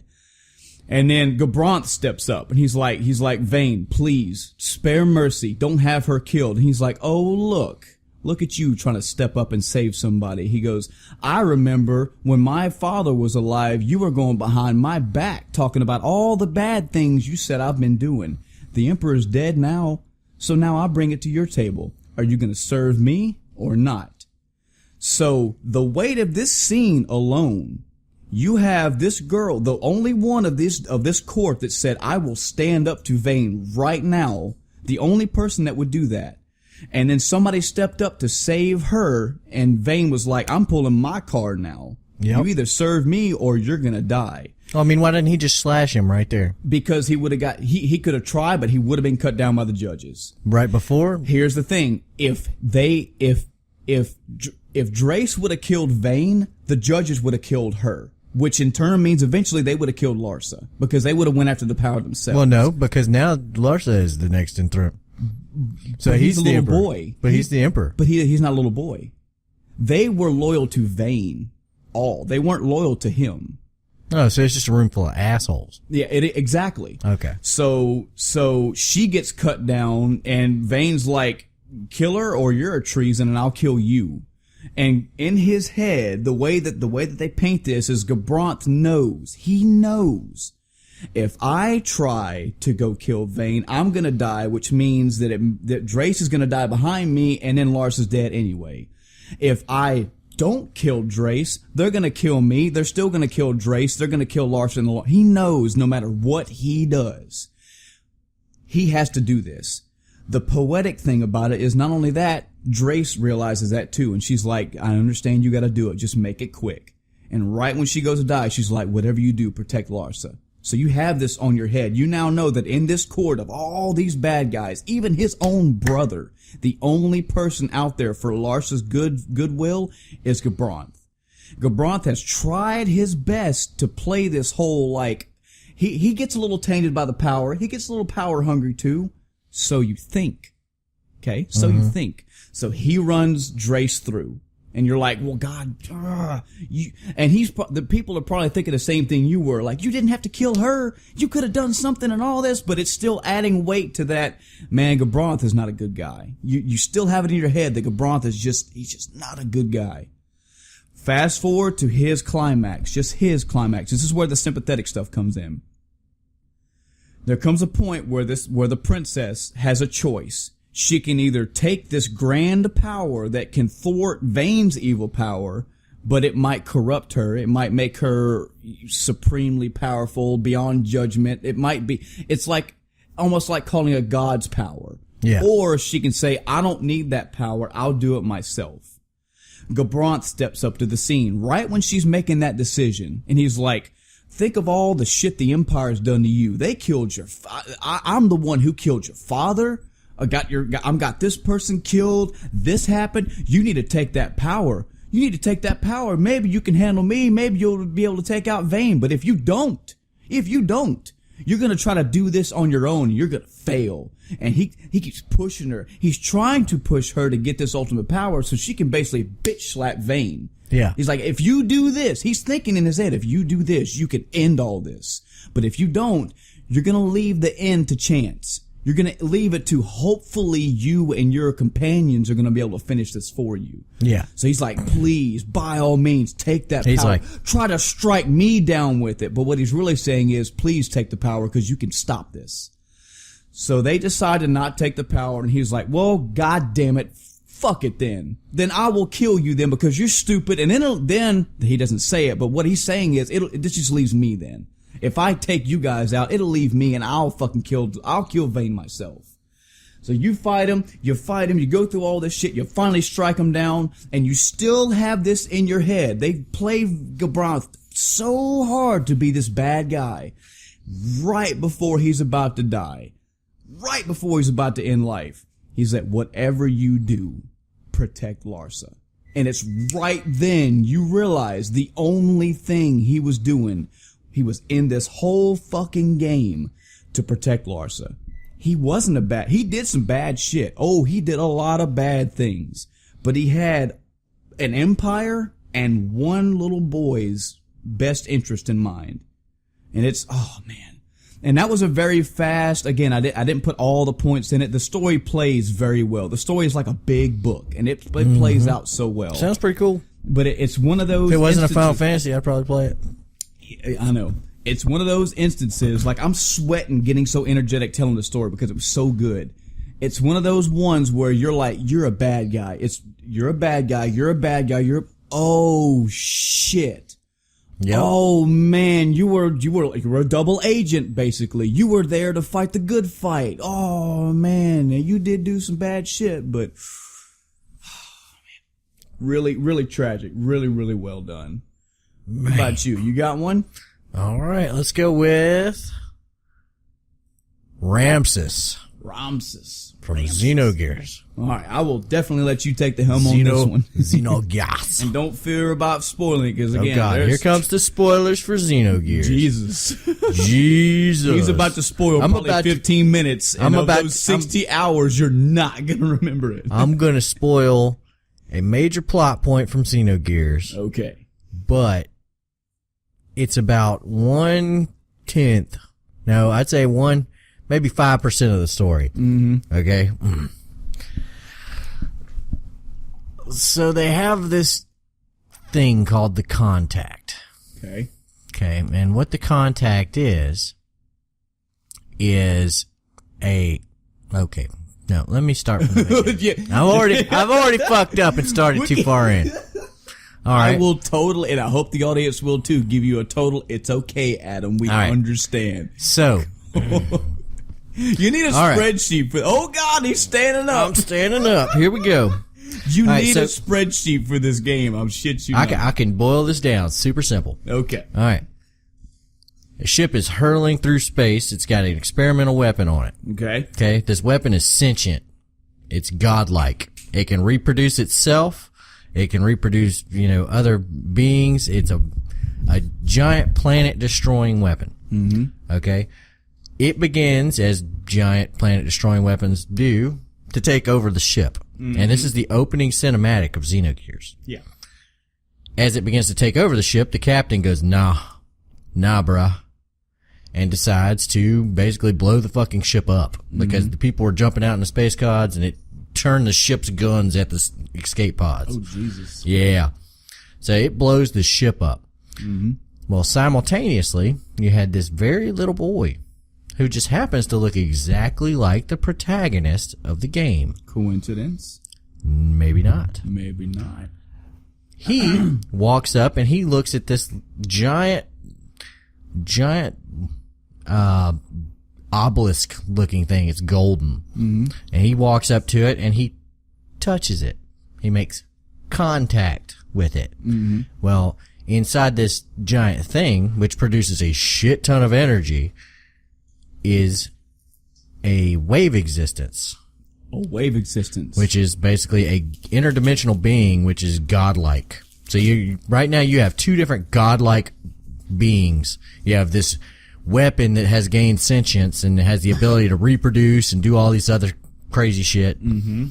And you have this interdimensional being which was trapped in this obelisk that's just supplying power to every fucking thing. I'm tracking. Okay. This little boy touches that. Okay. So, obviously, when the captain destroys the ship, he hits the self-destruct, 3 things survive the crash. The weapon, obviously, is not going to fucking get killed. So it falls down to the planet below. The modifier, the Zophar modifier, which is that obelisk thing that the wave existence was trapped into, it falls and survives the crash, along with the wave existence still trapped inside of it. And the little boy is saved by the wave existence, who now knows, this is my fucking way out of this goddamn obelisk. Right. I've met a person on the other side of it. He survives. Well, you have, and this is, oh God, going way off into Xenogears territory here. It's okay. I'm gonna try not to tell the whole fucking story. Right. So the weapon realizes that it needs to get the fuck off this planet. And it creates people. All the people.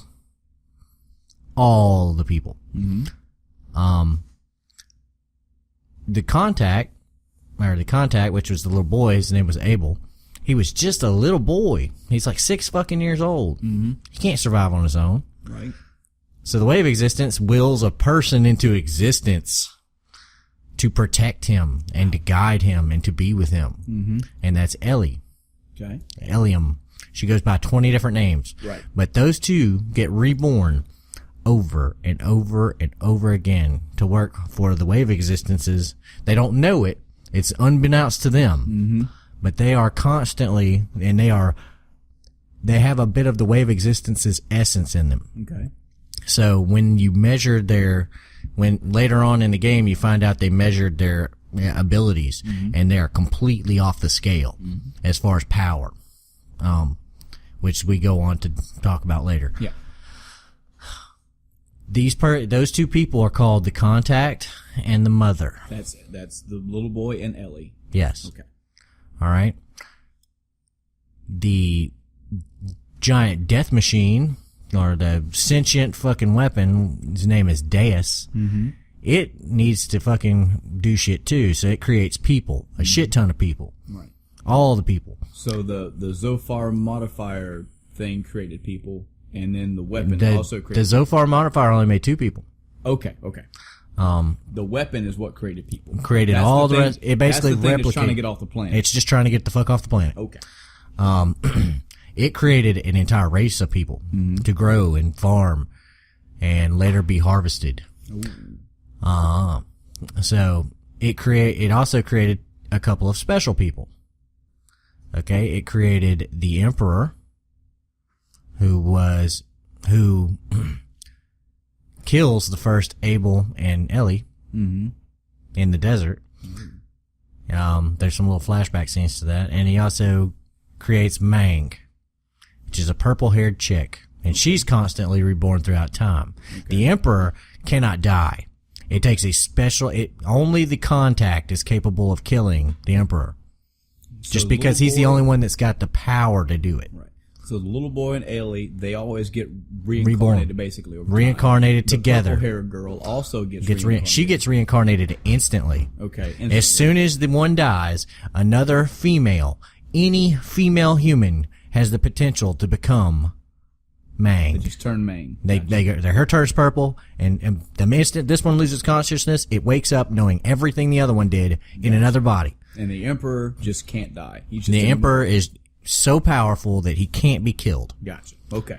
Okay. Still tracking. They know this shit. They create countries. They create another giant country called Solaris to watch over this place. And Solaris is really technologically advanced. Okay, I'm fast forwarding a lot in the story. That's okay. Okay. The end result of this is that a couple of things are happening. One, Mang is involved, and Mang is working directly for Deus, the giant weapon thing, Right. to destroy or to get the world to the right spot to where it can it has enough technology to set the events into motion for the machine to rise again and basically get its fucking way off the planet. There's also some political intrigue. In the meantime, she's made some friends, and they want to get rid of the Emperor because the Emperor is no longer serving the interests of Deus. Right. But no one has the power to kill him. Right. They also need to, you also have the contact, which they have discovered and they realize is now a fucking thing after thousands of years of cycles. Mm-hmm. They have discovered the contact exists and he has a shit ton of power. Mm-hmm. Okay. And they discovered Elium exists and she has a shit ton of power. So they decide to create an artificial contact. And they have the science to damn near do it. Now, why are they creating the artificial contact? So they can kill the Emperor. Ah, okay. Because they don't think they can get the contact to do it. They can't get the actual contact to do it. They're going to copy it. Okay, gotcha. Tracking. They copy it, brainwash it, get it to do its bidding. Gotcha. So they're making this thing and it's in like a fetus form. Mm-hmm. It's in a jar. Mm-hmm. And they're like, yeah, my little fucking creation, blah, blah, blah, blah, blah. This one guy figured out how to make himself immortal in the middle of all this shit. And he was such a great scientist, but he figured out how to make himself immortal, and he's hanging out with Mang, and he's like, I'll help you. I don't give a fuck. Mm-hmm. Really. I mean, I don't want to deal with this bullshit. Yeah. So he's like, I'll help you kill the Emperor. He's building the little thing. And Mang up and fucking dies. Wow. And gets reborn. Into Faye's mother. Faye's mother. Faye's mother. What's Faye's mother, Adam? Faye's mother is the mother of the main character of Xenogears. Oh, not Phase like Phase 1, Phase 2. Fei Feng Wong as the character of Xenogears. Yes. Okay. Okay, now here's some really important shit. Woo! I almost lost it. I picked it back up. Okay. So, she goes, you'll never fuck. She walks in. You'll never fuck. Faye's like, I'm just a baby.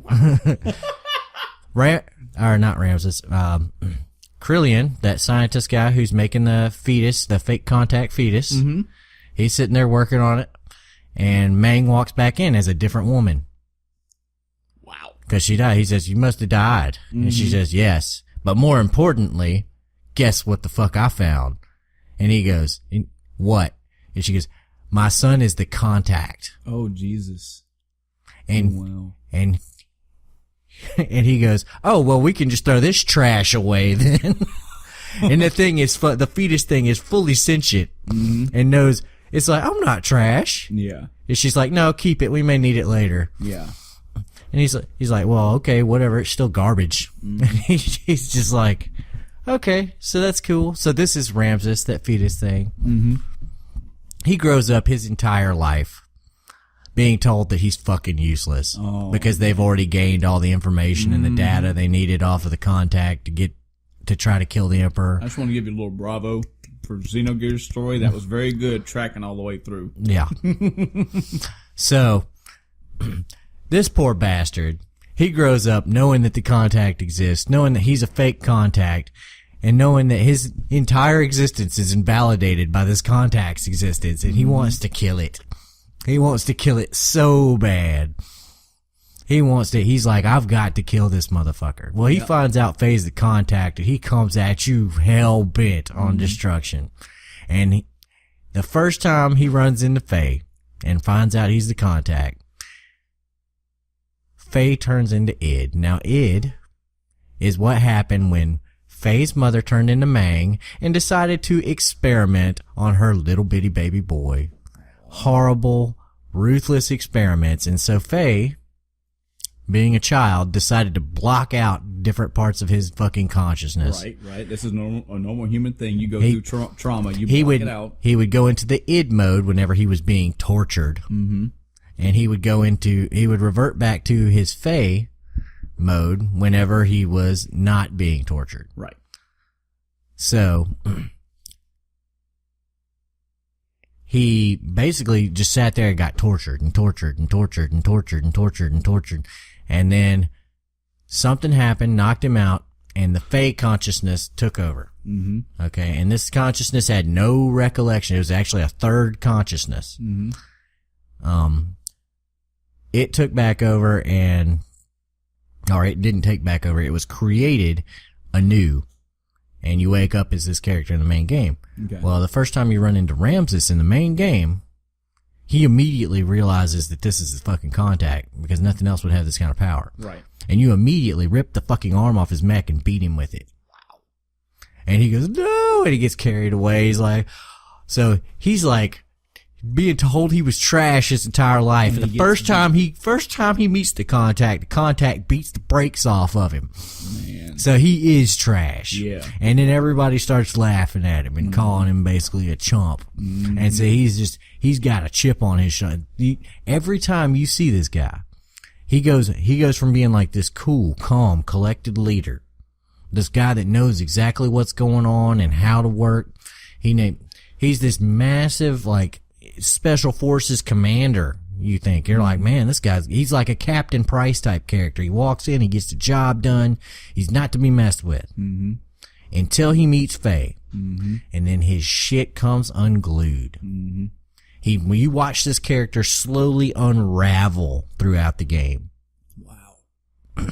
That's cool. So, do I feel for him? Yes, I do. Oh, yeah. I feel a lot of sympathy for a person that had to go through that. That was their life. Yeah. I think a lot of people could relate to that, where you find out what you are, or figure out what you are. You think you're in the grand scheme of things. You don't mean nothing, and they keep having it pushed at you again and again and again. Yeah, that's tragic. He does, however, fulfill his purpose. He does eventually kill the Emperor. It is him that kills the Emperor. Good. So he is justified. And he's validated. Validated, there we go, better word. I think the next villain we're going to talk about, this may be a controversial one, but it fits into that. He finds out about himself, figures out what's going on, and all the shit turns sideways. Let's talk about Sephiroth. Oh, God. From Final Fantasy VII. Here we go. Sephiroth from Final Fantasy VII is arguably one of the most well-known villains ever created. And also one of the most misunderstood. I think Sephiroth is one of the most evil villains ever created. Nope. And was horrible. Sephiroth did nothing wrong, damn it. Bloodthirsty, evil, maniacal, just nothing. Wanted to see the world burn. Absolutely not. Then why don't you tell us why not? All right. As you've stated, he did a couple of bad things. Spoiler for Final Fantasy VII. We're going to tell you. He did a couple of bad things. Okay. But none of those were anything. None of those had anything to do with fucking the events of Final Fantasy VII. This is what happened. Sephiroth, created by injecting Genova cells into a pregnant woman's womb, is, basically raised by an evil motherfucker to become, a super soldier. He goes around doing his super soldier thing, thinking he's pretty cool. Okay. And then he finds out that, he was actually fucking made from this monster thing. And he was like, oh, fuck this. Fuck my whole life. And he burns this one town to the ground in rage. That was the only thing he did wrong. He was mentally disturbed, and he goes, oh, man, and he loses his shit. Well, he immediately pays for it because Cloud comes up there and says, I'm a badass, and fucking swings him around by his sword that he's impaled by, flings him into the life stream. Where he is sucked in. Crystallized, and held for the entirety of the rest of Final Fantasy VII. Every other instance of Sephiroth in this game is not him. So, it is a goddamn Genova clone. But all those clones. They may have done some bad stuff, but that wasn't him. But they were manipulated. They were Genova. Genova was evil. Sephiroth was fine. Sephiroth was just chilling out in the crater. Oh, he was just chilling out there, okay, in his little fucking crater thing, and he finally wakes up, and Cloud's there like, I'm gonna kick your ass again. He's like, oh, nah, man. I spent the last couple years in this fucking thing after you threw me in. Surely you're over this shit by now. And then he's like, oh, God, I'm turning into a monster. And Cloud beats him up, and then he's like, oh, God, I'm back to normal. Thank you for saving me. And fucking Cloud Army slashes him and kills him. The end. Rip Sephiroth.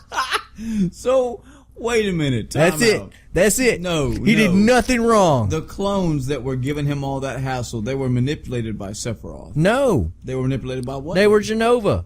Okay. Doing their Genova shit. So Genova wanted to destroy the planet. You're telling me Sephiroth did nothing wrong. Did nothing wrong. You're telling me that his whole shit at the end was just self-defense. Yep. He woke up and was like, man, What the I'm fuck? awake. Fuck you, Sephiroth. Oh, hell no. And he defended himself. Basically. Sephiroth is the most sympathetic, most understood villain ever. That's correct. Moving on. For those that didn't know that about Sephiroth, now you do. Now you do. So let's in the same beat, let's talk about Shinra. Okay. Okay? What do you think when you think Shinra? Tell me some of Shinra's misdeeds. Power and money hungry. Like any other corporation? Yeah. So they're basically a corporation that provides power to homeless people. By sucking the life energy from the world. Like Exxon Valdez? That's replenishable. Yeah, apparently it's super replenishable. Fucking planet sucks. They're just trying to live on it and have TV. Are you and they're trying to tell they're me? trying to like promote fucking space programs and shit. Are you serious? Yeah. You're trying to They're tell trying me to that advance Shinra's humanity. Okay. There may be a couple rotten apples in Shinra, but for the most part, it's a fine, upstanding company. Oh my god. It's all about, like, it's got private security forces to keep people safe from crime. You don't hear about fucking, you may be like, fuck Shinra, it's destroying the planet, but, the person who got her purse snatched and Shinra soldier, goes and retrieves it, Shinra's not so bad to her, is it? So even though the game paints Shinra as this dark, seedy, bad company, they're just another company. They're just any other company. They're just a company. They have their flaws and their upsides, but I say the good outweighs the bad. How many people were saved by Shinra's medical technology? I know one very important one that wasn't. Yep. Oh, rest in peace, Eris. RIP. But actually, as the live stream failed her. That is true. So really, the live stream is the true enemy of live stream live stream is the true villain of Final Fantasy VII. Oh my god! Confirmed. You heard it here first, folks. Genova was an alien organism from another planet. It was also kind of bad. Yeah. It was. But comparing the two, who was the more evil, the live stream or Genova? I don't know. Livestream was trying to eradicate all fucking, like, civilized life on the planet in response. It was the one that activated the weapons that went around just indiscriminately attacking population centers. Just like you're talking about that Shinra was just doing things for a corporate means, the Livestream had just developed the weapons as a self-defense mechanism. Uh-huh. And it was only concerned with itself. Yes. It did not want to, it's going around. And think about how many women and children died when that weapon blew up that giant section of Midgar. Okay? So really, another point to take away from Final Fantasy VII is that if you're tiering the enemies, Sephiroth is really way at the bottom. Yeah. Way at the bottom. The most iconic villain in RPG history, arguably, is one of the most not Snow villains. White innocent victim. Sephiroth did nothing wrong. Think about that for a while, folks. Think Whatsoever. about that for a while. Who's next? Moving on. Since we're talking about these gray lines about a villain, I'm going to talk about the goddess from Breath of Fire 3. Oh. Yeah, now I know you didn't play this one. This is another good classic RPG. You should definitely try it. I played up until you cut the wood. The art style. The wood was the main villain. Oh, good God. The art style, the battle system, very good RPG. If you haven't played any Breath of Fire, I'd say try 1, 2, or 3, or 4. I'd recommend 3. That's my pick. This was the last boss of the game, so to speak. This was the top antagonist of the game. But here's the thing. the goddess of Breath of Fire 3 had realized what humanity was becoming and realized that humanity had stagnated. It was seeing the typical shit like war amongst itself. It wasn't seeing progression. So it was basically slowly rotting and killing the world to start over. Another goddess that has decided that humanity isn't reaching its full potential. Yeah. But this one takes a different path, I'm assuming. So all this goddess wanted to do was like, look, I'm just out for mankind. I just want you guys to do better. So I'm wiping the slate clean. Now, the wiping the slate clean is the part where everybody goes, oh, wait, one sec. I take kind of a little issue with this. We might want to rethink this just a little bit. Yeah, it's like, yeah, Ramses, don't kill things. Yes, Gabroth, don't kill the king. Yes, goddess, don't genocide humanity. Like the live stream. That's just a little throwaway fun one. That's one where you have to go, yeah, still bad, but hey, only had the best intentions. But let's go into a more serious one. As we all know, some of the worst things in life were done with the best intentions. Oh yeah. Well, let's talk about some of the worst things in life. Period. Okay. How can you how can you sympathize with a man who burns entire villages to the ground? A man who slaughters people for fun.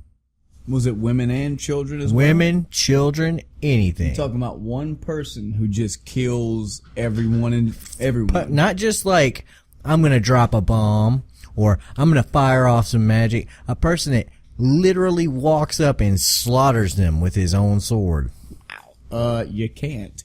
Wow. You can't sympathize with a person like that? No. Let me introduce you to Luca Blight. Oh, shit. This man, Luca Blight from Suikoden 2. If there was ever you better believe some spoilers are coming for Suikoden 2. Oh man, if you ever wanted to know how a motherfucker could fall, I'm about to tell you right now. Tell us the story of Luca Blight and his fall. This man, as a young child, his mother was attacked by two people from the city-state of Joustin. Mm-hmm. She was brutally raped right in front of him and killed. His father was there and ran the fuck off like a coward. Wow. He vowed to never be like that. Wow. His sister was a product of that rape. Whoa. Okay. So, I kind of messed that up a little bit earlier. She wasn't killed during the rape. Mm-hmm. She killed herself there afterwards. Right. She just couldn't live with herself. Yeah. So his sister, looking nothing like him, mm-hmm. you know, every day he's growing up, he looks at the lack of a mother that he has, mm-hmm. and he looks at his sister and realizes what happened mm-hmm. and what they did to him. Yep. And he trains and he becomes this ultra motherfucking badass. Mm-hmm. And then he fucking kills his dad, takes the throne, and wages all out, no holds barred war on the entire country. Yep. He's like, I'm gonna kill you down to the last man. Yep. So this is what happens when you have a tragic tale of somebody that says, I fucking got you. I got you. You wait. Because when I get up there and that fucking moment hits and I have the ability, I'm Glass Planet. I'm doing everything I can to waylay every single person. Oh, yeah. You will all pay. Not just the rapists, not just the people that were around. I have to kill all of you. Mm-hmm. All of you. None of you can exist any longer. Yep. To reclaim what you stole from me. And for reference, for those that have stuck through the spoilers, shame on you. But those who don't know, or if you've forgotten, this shit is fleshed out in the game. Oh, yeah. You get to see this stuff sometimes. You get to hear about it. This man's, and I'm saying his notoriety is well known. Well known in this game. Oh, yeah. This guy is a mad dog. Mm-hmm. He is complete. You can tell just from any interaction this character ever has that he is batshit insane. Yep. He only had, There is only one person on this earth that he won't straight murder, and that's his sister. Yep. Who he's like, she is the only innocent party in this. Mm-hmm. Moving on. Story. Such a good story. Who's next? I guess I could take, you know what? It's kind of hard to pick one specific one, but I guess I'll talk about some Souls characters. Okay. And almost, there are several bosses and several NPCs in Dark Souls. Dark Souls has several stories, several spider webs of tales woven together. And the more that you study this story, the more that you look into the lore, the more you follow the tracks that this game leaves for you, the breadcrumbs you follow, you find out a lot of these characters are very tragic. Severely tragic. You find characters that are just basically guards for things going wrong. You find people that were pretty much innocent bystanders of shit happening. I wish I could specify. I would personally like to go back and read some more lore. I could have did that before the episode. I just didn't have time. But one that comes off the top of my head is Sif, the wolf that you fight. Mm-hmm. When you approach him in his area, there's a gigantic sword. It's like a grave, basically, and Sif shows up. Sif is just there to protect his master's grave. That's all he's there for. But there's more story about Artorias himself. There's stories about Artorias being the knight that's like the last fucking bastion of hope to defend against Manus, I believe is his name. He's the last guy that's like, you know what? If I gotta turn evil to make sure people don't come here, I will fucking kill people to make sure this doesn't happen again. Just that kind of story. I wish I could be more specific. I truly am sorry, but I challenge anybody out there that's ever played the Souls games and kind of just about the storyline. Go read up on it. There are so many characters that they're victims of betrayal. They're victims of they're victim of the bullshit that the king put everybody through. Oh yeah. It's full of. The main character's story is tragedy. The king's character was tragedy. It all revolves around somber story. And really the game is designed that way. There's a dark tone to it. The music themes, except for the boss battles, of course, it's all very mellow and somber. That's because Dark Souls' story as a whole, very tragic. So, I just figured I'd talk about that one. Just check out any lore you can. I know Epic Name Bro does a really great job of summarizing stories and making these pieces fit. Okay. You could throw a stone at any one of those bosses and find some tragic story. Like, I think even crazy ones, like, I probably got this wrong, but, the gaping dragon, remember the one you fight that's really fucking big and it has all the fucking teeth at the front of it? Apparently it's that way because it was thrown into this place where he could not have food, but he was immortal, and his hunger just grew and grew and grew until he just kept creating a mouth. It's oh god, all kind of crazy stuff. The theme for Dark Souls in general is tragedy. It really is. All right, let's take another one. How about we go with the brother in Fable 3? Oh shit! All right, Fable 3 starts out in a very precarious situation. You end up with, you as the main character meet your friend, who is this chick, and she is apparently accused of like some minor crime. Okay? Your brother is the king, and he's talking to you, and you kind of get the feeling this guy's like an asshole. Okay? He's kind of a dick. And he walks up and he goes, I'm gonna have to teach you about responsibility. And he goes, you have your friend here who is, accused of this crime. And then you have this group of peasants who is accused of this crime. Well, the penalty is death. Who's going to take the penalty? Oh shit. And you're immediately faced with the choice of, do you save your friend or do you save these faceless peasants? Mm-hmm. And the story goes on from there. You end up seeing, he's got like children working in factories. He's done all kinds of horrible things to people all throughout the world. This entire kingdom is just pissed the fuck off at him. Mm-hmm. And the entire first half of the game is you going around seeing all the horrible shit he's done. Just adding more fuel to your fire. And you're just like I've got to overthrow this son of a bitch. Yeah. So you finally get to where you overthrow him, and you've rallied all these people saying, I'm not going to let, all these horrible things continue to happen. Mm-hmm. We are not going to do this. And it's like obvious that you could go the other way with this. Right. You get there and you finally kill him. You kill your brother. And you are immediately contacted by a demon. Whoa. This demon says, I'm coming to fuck you up. The hell? I'm going to be here on this day, on this hour. And your brother, right before he killed him, he said, you don't know. You don't understand what I'm up against. Mm-hmm. He's like, I only have so much time to get X thing done. But you'll find out. Take my place and you'll see. Mm.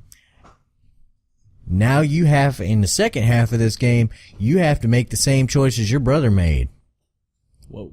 You have to either A, come up with the money to, fund an army and get all these fucking things done to fight off this giant invasion of darkness. Mm-hmm. Or 2, you have to break all these promises you've made to these people and put them through this back-breaking struggle of labor to go and to just build up your stockpile of money to have your army be equipped enough to fight off these forces, or you can die. Yeah. It's this giant fucking demon army. Imagine the Legion from fucking World of Warcraft or something like that. Demons just come through the portal and annihilate everything in their path. Mm-hmm. And that is the main, you have to go back and look and see, well, okay, I see why he was doing this, because it's cheaper and you get more product output from doing it this way. And I understand why he was working the farmers to death, right, trying to get this thing. I understand why he was not letting anybody take a spare penny. Mm-hmm. And you're like, oh man, my brother wasn't such a douchebag. He was actually trying to help build an army to kill the fucking bad dude. Yeah, he picked all the negative options because there was no. It was a fast stream. It was the fastest way to get everything in place. Oh man, that's crazy. Yeah. I to tell you the truth, I've never played a Fable. I knew nothing about any Fable story. Oh, they are typically terrible. That's pretty good. It was a nice twist. That's pretty good. Nice twist. Moving on. I guess I could try out. I'm gonna save luck for you. Ha! Get it? I'm save luck for you. How about? Trying to find one that we didn't talk about yet. Okay, I guess I could take... No. I don't see... I see Kane from Command & Conquer. I'll let you take that one. I want to talk about a different Kane. Oh. Spoilers for Soul Reaver. I'll try my best not to spoil this stuff for you, but I imagine by the time you get to play it, you may forget. I hope. Okay. But... there is a series of games out there, for those that don't know. It's the Legacy of Kain series. Now, typically people know it as Soul Reaver, but in actuality, there's Legacy of Kain 1 and 2. Legacy of Kain originally was followed up by Soul Reaver. Soul Reaver was kind of the next step in the process. Legacy of Kain 2 was more, it was a side story for Kain after he was a vampire. Mm-hmm. I think Kain was telling his ascension up to be a vampire. And Soul Reaver starts off where Kane's pretty much not only just a vampire, but he's like an emperor type vampire. Yeah, he's like God Emperor. Right. Now, some bad things he's done. He was, I guess you could say throughout Legacy of Kain, which I've only watched the story synopsis. I've only seen that there's a good like Soul Reaver movie out there that puts all the story sequences from Legacy of Kain 2, Soul Reaver 2, and Defiance all in a row. It gives you basically the whole story. It's about 3 or 4 hours. So the only Legacy of Kain 1 stuff that I know is from that movie. Wasn't a horrible leader. He was more just like a dickish leader. He sought that power. He got the power, became a vampire. Soul Reaver, however, he's already got deity. He's basically a deity to everybody else. And he has this army of vampires underneath him. And all of these vampires they're evolving. I mean, it's a slow evolution. You could see it through Kain himself. I mean, he used to look like a human with pale skin and the black fingernails and the so edgy. Oh yeah. When you see him in Kain, I mean, he's got like almost scaly skin. He's got these claws. He's got kind of his face is kind of craggy a little bit. Like he's evolving over time. Oh yeah. He's gaining more power as he evolves. Well, oh man, and there's so much. Man, there's so much. The generals that he has underneath him are turned. I'm not going to tell you what they're turned from, but they're turned. And they as well, because they're now vampirous in nature, they're evolving. Well, one in particular, and there's a reason why he evolves way faster than everybody else, to the point to where it makes Kain jealous. He shows up in Kain's court one day and he kneels down and Kain's like, I don't like the look of this. And he makes him stand up and Raziel is his name. Raziel spreads these wings. Now, Kain was the first. Kain is the powerful one. Kain don't have wings. Kain's pissed off. Who the fuck is this general? Who the fuck this motherfucker got wings? Who's this general that I sired, basically, and he's overthrowing, he's gonna have more power than me. He's going, man, fuck this, and he rips the fucking skeleton out of him and takes him to this pit of eternal pain and fire and suffering and throws him in. Well, in the pit, Raziel gets saved after 1,000 years of constant torment and pain and anguish and everything. He gets saved by this quote-unquote God. Oh, God.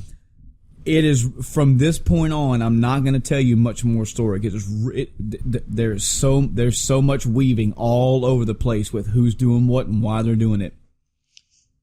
You get the idea from the first game that Kain is the fucking bad guy. Now, in Raziel's perspective, given where he is at that present time, he is. You know, for all you know, for all that you know, he fucked me up. Yeah.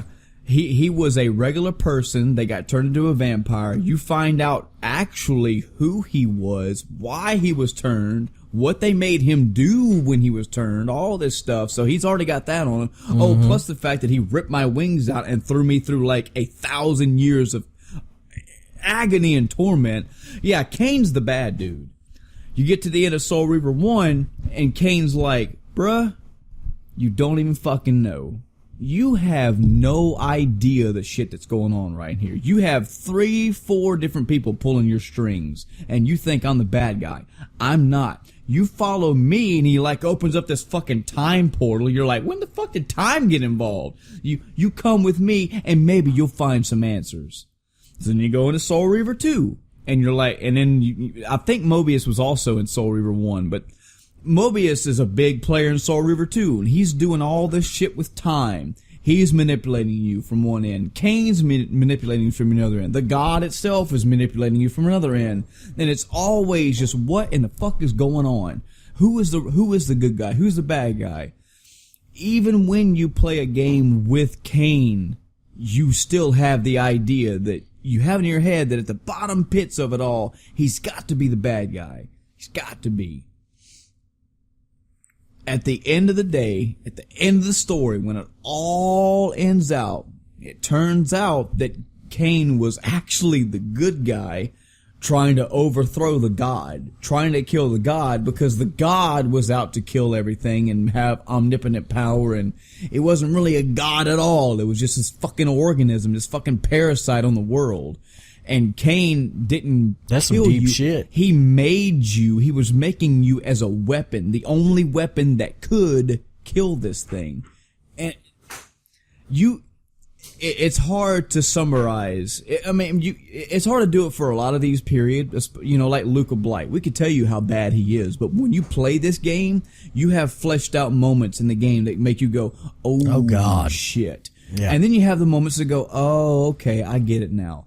That's all this game is. This game is like, they tell Raziel all the time, like, you're being played. And then he'll go to somebody else. He goes, no, man, he was playing you. This is what's going on. You talk to somebody else and they're like, man, did you not question why that dude was killed? Actually, I did. This is what's really happened. He gets played every angle. He gets to a point in the game where he's like, fuck it. I'm just doing what the fuck I want. If I want to kill you, I will. And they're like, that's exactly what we want you to do. He's like, no, it's just, you never know what to think in this game. You never know where the story's leading you. And every time you think you got it figured out, they pull the rug out from under you. Damn. And it ends majestically. It ends very poetically. It ends very, very good as a story. And at the end, you find out Cain was not a bad guy at all. The main guy that did all this horrible shit, especially to Raziel.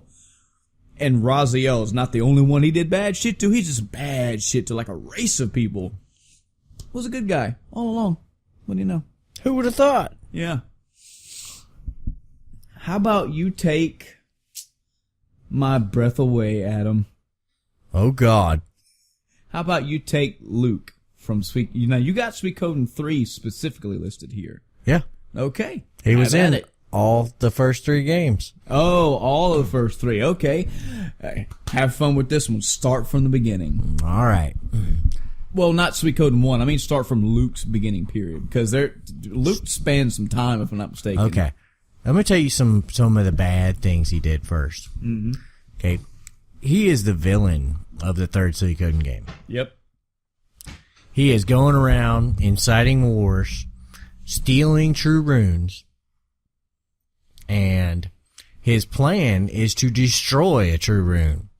True runes, for those that don't know in the Suikoden lore, by the way, possibly Suikodens for 1, 2, and 3. Yes. Suikoden's true runes are basically the embodiments of the balances of power in the world. Yes. You have one for water, you got one for fire, you got one, just one think of all the things and think of something that embodies the balance of it all. Yes. If you possess one, you have the control of that balance, so to speak. Correct. So, he has the true wind rune. Mm-hmm. He wants to destroy it. Why does he want to destroy it, Adam? No. Lots of reasons. Shut up, Michael. We'll get to it. So, I love this story. He wants to destroy this true rune, and he needs several other true runes in order to get enough power to do it. Mm-hmm. And a giant ritual. Yep. Well, he goes through his political intrigue and does a lot of shady stuff in order to get those objectives done. Mm-hmm. You end up having to stop him. But his story is actually really, really sad. You see, he was created as a vassal by the Kingdom of Harmonia for a true rune. Yeah, he is nothing but a host for this true rune. It was his entire purpose in being created. Yeah. He is essentially a weapon to be wielded by them. Mm-hmm. And there are others out there like him. There is one very prominent one that is his, essentially his brother. Yeah. Sarasai, he's got the true earth rune. And you actually see this in Suikoden 2. He fights him on the battlefield. And he goes out there, unleashes the true wind rune, and just jacks him up. Mm-hmm. Jacks up the entire army, actually. Mm-hmm. But this is a character that you've seen through the first 2 games. He was a party member. Yep. He was actually the very first boss in the Suikoden series. Mm-hmm. And he was always kind of a dick. Yep. He was not a huge dick, but he was kind of a dick. He was an asshole. Yeah, he was an asshole. You know? Just to get some context, the first time you run into him in the first area, he has this little back and forth with this little dragon knight that you have to go travel to this island with, and he's like, the dragon knight's picking at him and he's picking back at him. Oh yeah. Well, when you do the one little story thing, Luke is like, all right, I got a wind rune. I can just basically wind teleport y'all back to where y'all need to go. He teleports everybody else, but when he goes to teleport the Dragon Knight dude, he teleports him where he's up in the air, and he falls on the ground. He's like, "Ow, damn it!" So he's that kind of guy. He's not gonna kill you. He's just fucking with you. Yeah. You know, and he's being directly overseen by this the seer character of the Suikoden series, Leknot. Sure. Okay, Leknat. Somebody's gonna be like, it's actually Lekaniat. I don't know why I gave him the room. You got the pronunciation right. Oh, hi, Leknaniat. Oh God. So I did not. He's being watched by this overseer of the tablets of fate, and he goes and he's doing his thing. Well, this whole time he's having to deal with having this true wind rune, not being able to do it, being hunted. Yep. He's really not that close to anybody because he's kind of got a personality that repels people, and he wants to be self-sufficient. Mm-hmm. He does step up and use the damn thing if it's necessary. Yeah. There comes a situation in Suikoden 2 where their backs are against the wall and everybody's about to fucking die. And he goes out there and goes, no, we're not going to do it. And then they come back and say, well, can you do that again? He goes, no, it makes me really tired. Yeah. I'm never going to do that again. Ever. Don't ask. Yeah. And the sad thing about this guy is that he's not a bad person. You know, he's just pushed to the brink. Mm-hmm. And he eventually snaps. And he just can't handle it anymore. And the answer to his question was right there beside him the entire time. He had finally found a lady friend who, you know, was willing to do anything for him. And unfortunately, they both die in the prologue. Yeah. But if you see Suikoden 3's epilogue chapter, where you actually get to go as him and go around and you get to see the strife and the conflict in him and all the things that are going on. Mm-hmm. And you find out he was actually very conflicted the entire time. Mm-hmm. There were a lot of things that could have gone differently, and he had to make a lot of tough decisions that he may have otherwise not made. But that was ultimately his decision. There's been a lot worse, meaner, angrier villains out there. Yeah. A lot worse, and several worse antagonists out there than him. Oh yeah. But he was definitely the antagonist. He went through, he instigated wars, he killed people. He basically stripped people of their true runes, which is pretty akin to rape, really. Yeah. Yep. You know, he's just like, let me extract this thing that, you know, keeps you alive. Mm-hmm. A whole lot of things happened, and a whole lot of people suffered, and not to mention that when this rune was destroyed, it would be like a nuclear bomb going off. Yep. And it would destroy an entire region of the world. Mm-hmm. And he was willing to do that just to get rid of this rune. It's really cool in Suikoden when you just run across people and you find out, you're like, you got a true rune. Yeah. Oh, you're not just a rune holder. You got a true. Ooh, you are definitely tied to this story. Because you instantly. The thing about a true rune is it makes the holder immortal. Yep. If it doesn't kill them. Yep. It's. I feel like we could spoil the first like 10 minutes of Suikoden if it would get people into the game, but you have like the main character Tyr, or you can name whatever you want because you can pick a name. And he's got this friend that apparently has been friend with him since childhood. So you gather, and yeah. But I'm talking the first 5-10 minutes of the game, you start seeing some shit that don't add up to a childhood friend. He lets slip out one time that he's like over 800 years old, and somebody stops him mid sentence, and you're like, well, wait a minute, what was that 800 years thing? Wait a minute, and then like a few minutes later, he's having this battle, and he fucking unleashes this world-cracking magic, and you're like, what's going on here?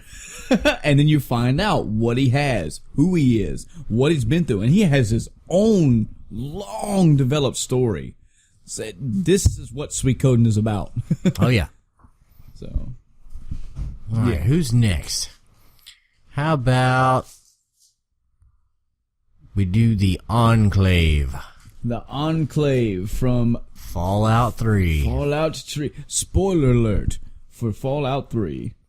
You've been warned. It's really Fallout 1, 2, and 3, but I suppose, yeah. Since I they guess were all prominent in 3, but they've been around since. Comes to a head in 3. Right. The Enclave is a remnant of the United States government in the radioactive wasteland, and they are trying to bring order to the chaos. Yep. They're trying to be America. What do you know? They go around, they typically go in guns blazing, and they take technology, they experiment, they do a lot of really, really shady things. Mm-hmm. But if you look at it from their perspective, they're trying to put the world back together again, and they're really one of the only groups that's doing that. You have like the Brotherhood of Steel, which is derived from the Army. Mm-hmm. The Brotherhood of Steel is concerned with gathering up technology and subjugating people. Yeah. They're like, this technology doesn't belong in your hands. We should take care of this. The Enclave is all about, let's get the world back to where it was supposed to be. Now, there are a couple bad apples in the Enclave, just like there's a couple bad apples in Shinra. Mm-hmm. But there's not a... You can kind of see the method to their madness. Yeah. They have like, and one of the things in Fallout 3, they have a fake president that's a computer and is basically designed to replace the president. He's like, and he's a very comforting person, a very kind-hearted person, a very logical person. Yep. He's like, well, let's get back to playing baseball. Let's go back to being a country again. Yeah. Let's do the things that make us Americans. Yeah. Let's be humans again. Mm-hmm. And meanwhile, the wastelands are full of raiders and cannibals and mutants and, okay, sure, they unleashed the forced evolution virus, which completely, it was all about killing everyone who had a mutated gene. Mm-hmm. Sure, they were going to put that in the water and, kill off all the people that were mutated, but they're just trying to get the world back to the way it was. You see that you have one group of people that's trying to poison others just to make things better. You have Kefka, who, spoiler for Final Fantasy VI, poisons an entire fucking kingdom because that's why. Can't sympathize with Kefka. You could sympathize with the Enclave. Okay. A little. Going on an America-centric... Now, this is... Brace yourselves, listeners. We're about to get real controversial, but there's a point behind it. You could argue that Makarov in Modern Warfare 2, you could argue that he's a sympathetic villain. Now, was he a terrorist? Yes. Was he a terrorist for his cause? Yes. Here's the thing. I'm an American. I cannot sympathize with Makarov. There may be people out there who'd be like, yes, this is what? Yes, this is good. I don't agree with it. No. I cannot see him as a sympathetic anything. I see him as, he's got to go. He's got to die. Another American. You can be sympathetic and still realize that somebody needs to die. Yeah. If you take it above America and say Earth in general, you could make the argument that Cerberus and the elusive man. You could be sympathetic toward him. Yeah. Let me tell you about the elusive man. Let me tell you some bad shit that he's done. Lots of murders. Lots of murders. There's been lots of backpedaling, lots of probably thievery, probably Human experimentation, appropriation from all parts of the galaxy, dominance, a show of force, lots of treachery. What you would arguably is treachery, but at the end of the day, when you really get down to it, and when he finally just says, "Look, this is the blank reason why I'm doing this. I am here for the prosperation," if that's a word. Is that prosperity? No. The prosperity? Yeah, somewhere between prosperity and perspiration. That's when you sweat prosperity. That's what we should do as America. America. Sweat prosperity. When I am here for the prosperity and the betterment of the human race. Betterment and the survival and everything forward thinking of the human race. Now, but see, when he says that, there's a gigantic asterisk. And when you go all the way down to page 97 at the end of his contract, it says, fuck everybody else. Fuck everything else. I don't care if a planet has to go. I don't care if babies on other planets have to go. I don't care if a system has to be wiped out. I don't care if another system has to starve. I don't care if half the human race has to die to achieve this either. If the entirety of human race is good, I say okay. Now, here's the point where I really think you have to sympathize with the elusive man. Mm-hmm. It becomes clear, spoilers from Mass Effect 3, becomes clear later on that he's become indoctrinated. Yeah, by the Reapers. that is the actual point, because he becomes indoctrinated, and as soon as he realizes that that's the case and that he's not thinking clearly, and he's pro-human above all else. Yeah, he wants humans to survive and thrive, and as soon as he realizes that he himself is a detriment to that cause, he kills himself. Yep. He knows. He's like, oh, yep, I'm done. No longer. Thank you, Shepard. And kills himself. Yep. Thank you for pointing out. Thank you for showing me that I am the problem. That was actually a very awesome way to tie his bow. Yeah. Because you go through 2 solid games of going, you've done a lot. You've done some fucked up shit, but I don't like I what can't you've argue done. with your results. While neither condemning nor condoning, I'm doing these things because I kind of have to, and I don't know if I should trust you or like you at all. At the end, he goes, you know what? I'm gonna do a solid. Yep. You're like, cool. Now it really was because he knew that given his power and everything, with his ability to be indoctrinated, that would have been the end game. He has control of a lot of very important things. Yep. So and once he realized that, the entire reason he's been trying to stop Shepard was because he was working for the Reapers, he was like, oh no. Nope. Oh man. Oh man. How did I fall so far? I challenge you up here, Adam. I see on this list you have Dr. Robotnik. That's fucking right. No! Dr. Robotnik enslaved aminals. Cute aminals. Dr. Robotnik was trying to make all the little animals immortal. There are oceans of oil in this planet. There's no way those animals would survive without becoming robots. I challenge you. Adam, you ever seen the way fucking Sonic's world looks? It's half robotic already. All he's doing is making sure they live. I have cute little rabbit pets. Yeah. You're telling me that I should take my little bunnies and turn make them into robots. into cyborg rabbit. That's robots. Right. That's what you have to do. That's a good thing. Have you ever seen Star Fox? Yes, I have. They got Cybertronic rabbits in Star Fox. They certainly do, yes. That's Peppy, right. Okay. Peppy, yeah, so they all have it. If a glove don't fit, must have quit. Robotnik. He enslaved little animals to turn them into robots, and you say that's cool. I'm saying that Sonic is going around killing those animals after they get turned into fucking robots. Technically, he killed the robot enemies to free the little animals. Yeah, see, Sure. know your Sonic lore. Sure. I'm just saying there's an ocean of oil on this planet. There's and all kinds of smog and stuff, and you know Here's the real reason he's why. just trying to make sure that those animals survive. Here's the real reason why. I'm gonna break this down. Oh. Here's the real reason why you got to be sympathetic with Robotnik. Robotnik is not. He doesn't. His origin of evil is not because he wants to make animals into robots.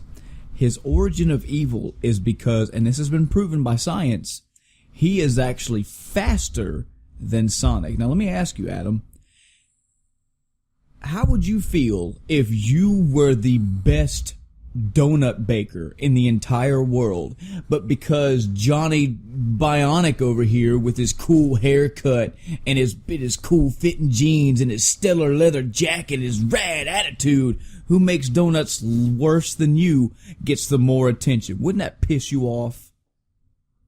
Yes, it would. Thank you for nodding your head. I'm just dumbfounded by that analogy. Dr. Robotnik. I imagine this dude in a leather jacket making donuts, and I'm like, what the fuck am I thinking of right now? Dr. Robotnik is only angry and evil because, why is this Sonic getting all the attention and I'm clearly faster? It pisses him off and it makes him just do maniacal No, he's like, things. I've got to save the animals from Sonic before he kills them. Sonic, who shits while he runs. So I clearly see why you put him on this list. That's Yes, we correct. sympathize, Robotnik. We all know that pain, buddy. Oh, yeah. You want to take another one? Okay. See, Which one we doing? I'll tell you what. I want to save one of these I want to save for last. Let's do, looks like we can actually do, you know what? I'd like you to take, Arthas and Garrosh. Oh, really? Yes, I'd like you to take them because, number one, I don't know, I do remember, Warcraft 3. Yeah. But you have more experience and more you can give so many good stories and reasons why both of those characters are, sympathetic All villains. right, well, I guess we'll start with Arthas then. Spoilers for Warcraft. Sure. In general. Warcraft, World of Warcraft. Yeah, Warcraft 3. 3 and was Arthas in Warcraft 1 or 2? I can't remember. I don't know. think so. I think this is more for Warcraft 3 and the World of expansion, and for all the expansions of World of Warcraft. So, Arthas was a paladin. Mm-hmm. Okay, he was a good guy. He was a good guy, and then he got corrupted by the Frostborn, and he turned into the Lich King, and he went around Despicable fucking Me shit. bullshit right now. Fuck you. I'm just doing what I do. You donut making son of a bitch. What is the fucking fascination with donuts today? Jesus. All right. So, he goes around as the Lich King, making undead slaves. He's a pretty bad dude, you'd say. But I challenge you to this. He was fighting for the correct side in the beginning. Mm-hmm. I don't think it was all him that became the Lich King. Sure, he had his moments where he was a kind of a douchebag, Mm-hmm. I think Stratholme was one of the bigger moments where the undead had basically poisoned grain, and they sent it out to all the different areas, and people ate the grain, and then they became undead. Mm-hmm.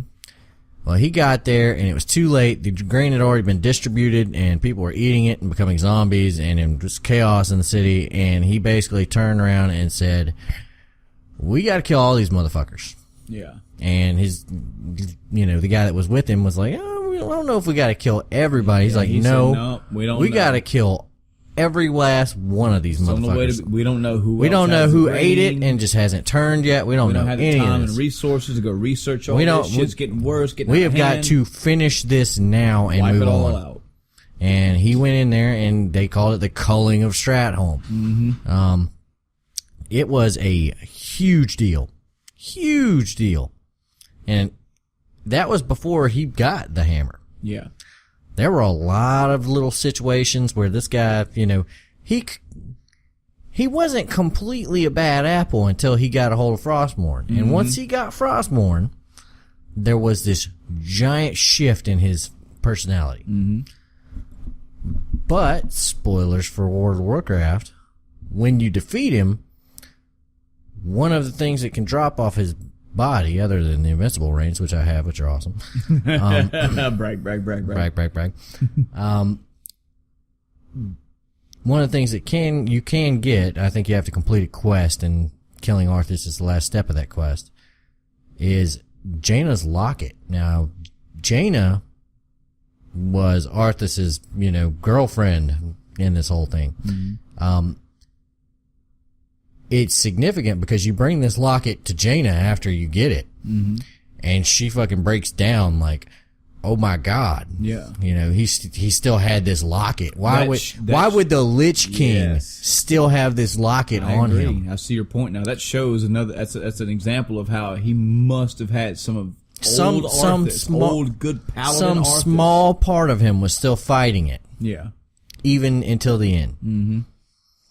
And it was at that moment that you realized that, oh man, maybe he wasn't, maybe there was still a little bit of light struggling to get out that just couldn't win. Yeah. You know, you have all these stories of guys, you know, they overcome their darkness like the elusive man, where he's just like, he has that moment of clarity. Well, Arthas never got that chance. Yeah. It was too strong for him. Luke Blight, bad all the way to the end. Yeah. To the last minute. I mean, he wasn't under anything else's power. Yeah, though. true. I get your point. The elusive man was being controlled by the Reapers. Arthas was being controlled by Frostmourne.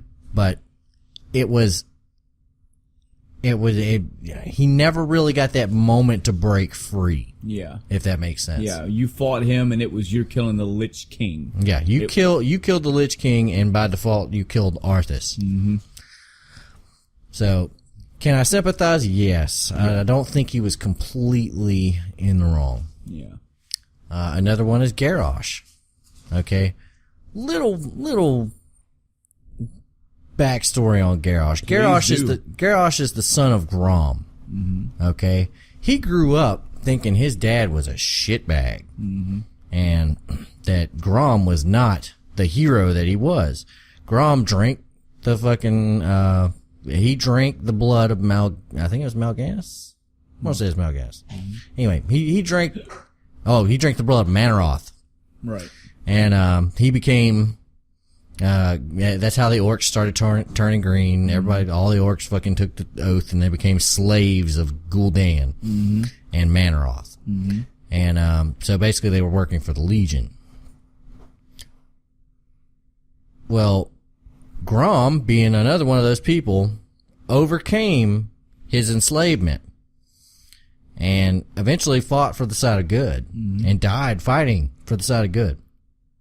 Well, Thrall finds Garrosh still untouched, untainted, and tells him about his father and that his father was a hero and that he needed to, you know, live up to be a warrior like his father. And he takes him under his wing and is basically, mentoring him. And Garrosh fights in all these campaigns against the Lich King, against the Legion, against all these enemies. Yep.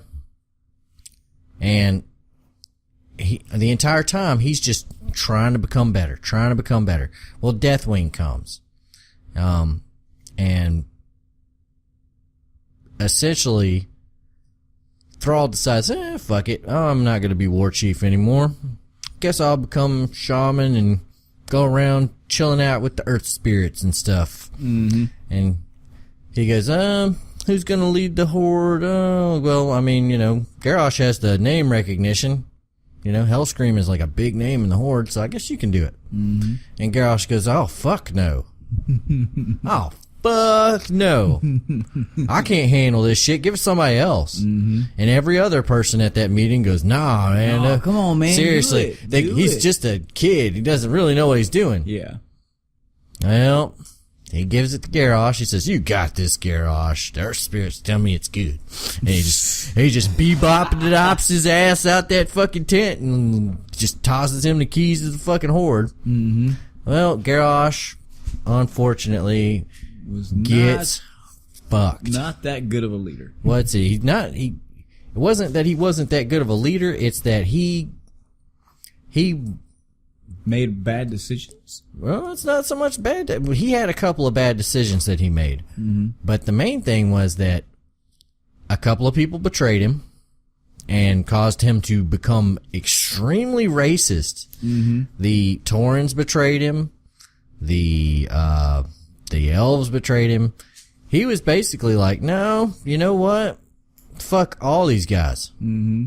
You know, I don't think any of these guys are really trustworthy. Mm-hmm. You know, the goblins are kind of okay. They make little fucking inventions and stuff, but I think it's mostly the orcs that I trust. Yeah. So basically every other race, he was like, go fuck yourself. Mm-hmm. Vol'jin straight up told him, you know, that they weren't friends. That he did not trust him. Fuck you. You know, and he made it a point to kill the shit out of as many Alliance troops as he could. Mm-hmm. So, that being what it is, you know, and all the war crimes and atrocities he inflicted, both the Horde and, you know, the Alliance eventually came to his doorstep. Mm-hmm. He went through and he found an ancient power in Pandaria and decided he wasn't going to kill it, he was going to feed it and use it for power. So, he rolls up in there and you end up having, he was actually one of the bosses of the campaign. So he rolls in there and completely just, he's one of the most memorable fights I can remember. Mm-hmm. Because you fight him and he's like, you did this to me, blah, blah, blah, blah, blah. I'm gonna, rah. He's like, everything I do is for the Horde. Mm-hmm. And you beat him, you fight him and he's like, this is my vision. And you see all the leaders of the Horde rebels and the fucking Alliance impaled on spikes in a burning burning stormwind. And this is where you're fighting him. Right. And you're like, rah! Mm-hmm. You finally beat him. And Thrall immediately goes to kill him. Thrall's like, yep, I'm gonna kill him. Well, the Alliance King says, no, he's gonna have a trial. Mm-hmm. Or I'm gonna kill him. Yeah. And the head of the Pandarians goes, no, we'll decide his fate, because he fucked our fucking place up. Yeah. He didn't fuck y'all's place up. He fucked our place up. Mm-hmm. Our land is like completely blighted now. Yeah. Well, there was a dragon, a young drake, that decided he was gonna fuck around and take Garrosh and back in time to look at some shit. Well, he takes him to an alternate version of Draenor. Mm-hmm. And immediately, upon getting free, Garrosh kills said Drake. Just immediately kills him. Mm-hmm. And then goes to meet his dad, who's alive in this timeline. Mm-hmm. Then he arms his dad with all the knowledge of all the shit that's about to go down and alters the timeline completely. Oh, shit. Well, afterwards, you catch up to him, and Thrall catches up to him and challenges him to, I think it's Magraga? Magraga? Yeah, something like that. I know that, yeah. It's a duel. It's an honor. It's trial by physical combat. Trial by physical combat. You got to see it in the Warcraft movie. Yeah. It's basically each person gets a weapon, no crazy magic fucking tricks, y'all fight to the death. Mm-hmm. Using magic is dishonorable. Yeah. Let me repeat that. Using magic is dishonorable. Mm-hmm.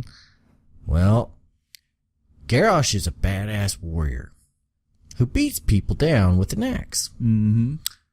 Thrall used to be a warrior, but now he's a shaman Mm-hmm. who relies on power, magical power. Mm-hmm. Well, Garrosh is beating the holy dog shit breaks off of Thrall. Mm-hmm. Just beating his ass until Thrall decides he's going to use his magic and kill him. Not good. Yeah, well, Thrall loses all his power for that. Yeah. But from beginning to end, this guy's life was just getting fucked. Mm-hmm. He was like, okay, well, wretched existence. Okay, I'm trying to do something honorable. Okay, well, I get thrust into a position where I have no choice. and then I'm going to make a couple bad decisions because I'm inexperienced, and I'm angry, and I'm young, and I already had anger problems before this, and they put me in charge for whatever reason, so I'm going to do the best I can. Yep. And he says, everything I did for the Horde. You did this to me. This is your fault. And Thrall goes, no, it's yours. And he kills him. Wow. What a dick. Fuck Thrall. Wow. What a dick. Garrosh is my war chief. Hashtag Garrosh is my war chief. Heard. Man. Right? Killed him in the end. He just kills him. And he's like, yep, well, you don't get to have a trial. You don't get to state your case. Just fuck you. Jeez. Yeah. Definitely belongs on a list of tragic people. Yeah. Of sympathetic villains. What about, looks like we only got a couple left. Did we talked about Ramses, didn't we? What about, on this line, what about, every time I see Ramses, I'm thinking of Final Fantasy Tactics. Final Fantasy Tactics. Okay. Well, how about Delita? Yeah, Delita. You want to talk about Delita? I'll let you talk about Delita. Okay. Well, Delita, your best friend. Oh, spoiler for Final Fantasy Tactics. Your best friend in Final Fantasy Tactics. Mm-hmm. Tragic as hell. The bad stuff he does is he kills a fuck ton of people. Yeah. A fuck ton of people. A fuck ton of innocent people. Mm-hmm. He betrays everyone he knows to gain power. Mm-hmm. The sympathetic side of that is he watched the noble class use his family like pawns. Use his friends like pawns. Mm-hmm. Use everyone around him in their lives, just throwing them away for whatever reason. Just to satisfy their own political machinations. Mm-hmm. Well, he turns around and he becomes the thing that he hated. Yep. I don't think he realized it until the very end. Yeah, well, he got way, way, way in over his head.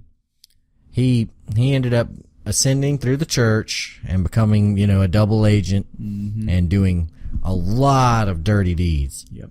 But in the end, he became what it was that he was fighting against. And I think that's you can see where he went, okay, well, I'm trying to avenge my sister. I'm trying to become a better man. I'm trying to become real power and have a real ability to affect change. Mm-hmm. And then it kind of goes to his head and he's like, well, I can just do whatever the fuck I want and I can make this turn out however I want it to. Mm-hmm. And I'm kind of seeing how to play this game.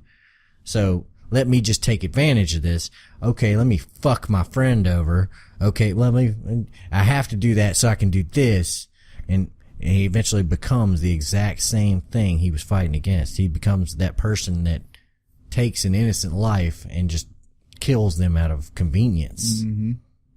As opposed to killing them for a reason. Yep. Magus from Chrono Trigger, here I go. Oh, God. Here I go. So you wind up in a time era, Chrono Trigger, spoiler alert, you've been warned. You get to an era, 600 AD, and right when you pop in, you see this, you don't really see stuff about this. Maybe if you talk to other NPCs in other towns, you may have heard the name. But when you get to 600 AD, you immediately start seeing things about this person named Magus. You see different words thrown around like magician, sorcerer. People worship him. Yeah. These monsters worship him. There's statues of him and shit. There's a statue of him. He's apparently he's apparently very prominent in 600 AD. You hear about him. Takes you a little bit to finally see him. You find these different clues through talking to people. You're getting an idea that a lot of the bad things going on in this era are tied to him. I mean, it basically comes down to NPCs roughly telling you this is a bad guy. Yeah. Beware. Watch out, this is a bad mofo. You hear things like in the future going down the timeline, you hear people saying things like, "Oh, well, Magus summoned Lavos. Lavos, the thing that destroyed this planet and scorched it and changed it to the shit pile it is. Yeah. That's because Magus did that." And you're like, "Oh shit, this guy is not just powerful; he's fucked some shit up." And you meet the guy finally. Like he has done some shit that you did see story-wise. You saw where he fucking killed a very prominent knight in Guardian Kingdom. You saw where he changed. He took his basically that knight's squire and changed him into a frog. Well, what do you know? That's a character. Yeah. He participated in the machinations that got the Masamune split in half. Like, you've seen some stuff that he's done some bad shit. Yeah. Then you meet him, and he's like, "You guys are right on time.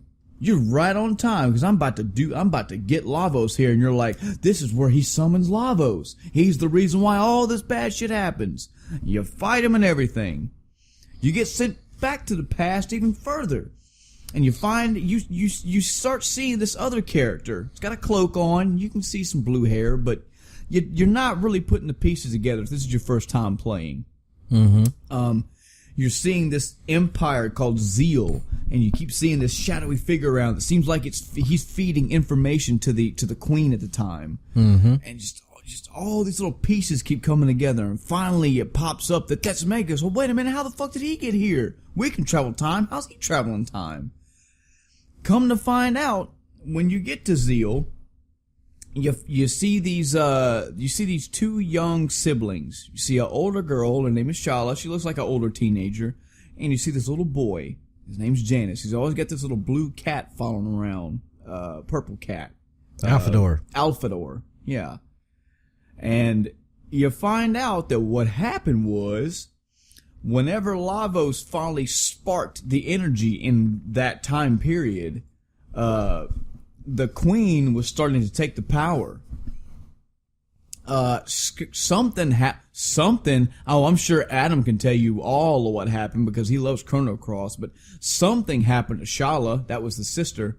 Oh God. Janus got swept up in the time portal and just got shit out in 600 AD. When he landed right in front of Ozzy. Ozzy was one of the bad villains, one of the magician villains of Chrono Trigger. Mm-hmm. So Ozzy basically raised him up and taught him all this bad energies. But, and I'll let Adam take this part over, Magus wasn't a bad guy at all. Nope. No. Magus was just a little boy trying to protect his sister. Yep. But Adam, but they told you in the game, he summoned Lavos. He didn't summon Lavos. Lavos fell to Earth in 65 million BC. Mm-hmm. He was just trying to open up a portal to Lavos so he could fucking kill him. Yep. His sole intent was to solo Lavos. Yep. Because in his eyes, from what happened in his timeline whenever he was an actual boy, when Lavos showed up, when Lavos was actually like awakened for like, I guess the fourth time or whatever, it made his family split. Number one, that power had seeped into his mom and corrupted his mom. He said at one point to Shala, he's like, "I don't know what's going on, but this is not my mom. Like, that's my mom, but she's not our mom." Made something happen to his sister. He don't know because he got whisked away to another time period. So all he's ever been trying to do is summon Lavos to kill him. Yep. Not to destroy the world. He's not some psycho. Yeah. He just wants to kill Lavos. Yep. And he's like, Lavos fucked my entire fucking family up. Yep. Fucked my life up, and it's gotta die. But again, this just goes to a wonderful masterpiece of what Chrono Trigger is. When it goes through its storytelling and plot development, when it slowly but surely just builds up this rising dread, this rising power from Magus, it's awesome. And then when you go to fight him, it's like, especially if you have Frog there, I think you have to have Frog there. If not, you should. Yeah. But it's like, there's the motherfucker. And he's like, "Hey boys, I got all kind of power. Bring it on. The way as you're walking up, the candles light up and the music starts playing with the slow violin, and then that's another thing. I don't know if a lot of people notice that. And flips that cape to the side. I don't know if everybody notices that, but his theme is very similar to Shala's. Yep. Very similar to Shala's. And Shala's is very similar to Zeal's. This is where Nobuo Uematsu this is where he's key. Because he has a theme for Shala, and he says, okay, let's take that, let's darken it a little bit, let's add a little bit of corruption to it, because now he's not the innocent little ding, ding, ding, ding. He's not that anymore. He's been corrupted and tainted by Ozzy, so to speak. He's now a little dark magician. Let's twist it just a little bit. And you hear it in those themes side by side. Mm-hmm. Oh, just another reason why this game is so good. You can hear the dun, dun, dun, dun. Yep. Oh man, you can hear that in Shala's thing. Oh, it's so good. So good. So good. Done so well. So yes, Magus is definitely a pretty sure whenever you get all the way through this game and it's not that hard to grasp. They don't loosely tie this stuff together. You see the scene where Lavos comes awakened and you see Janus getting thrown back in the past and he winds up in front of Ozzy. You know, you see as soon as he gets the chance, he's like, there's Lavos, here's that blade, and he tries to kill him. You know, all this stuff is fleshed out for you. You'll understand when you get toward the end of that game. Yeah, Magus is not a bad guy. You also have the option to fight him later when you go to recruit him, and you do have the option to kill him or not. Okay. I would suggest you don't.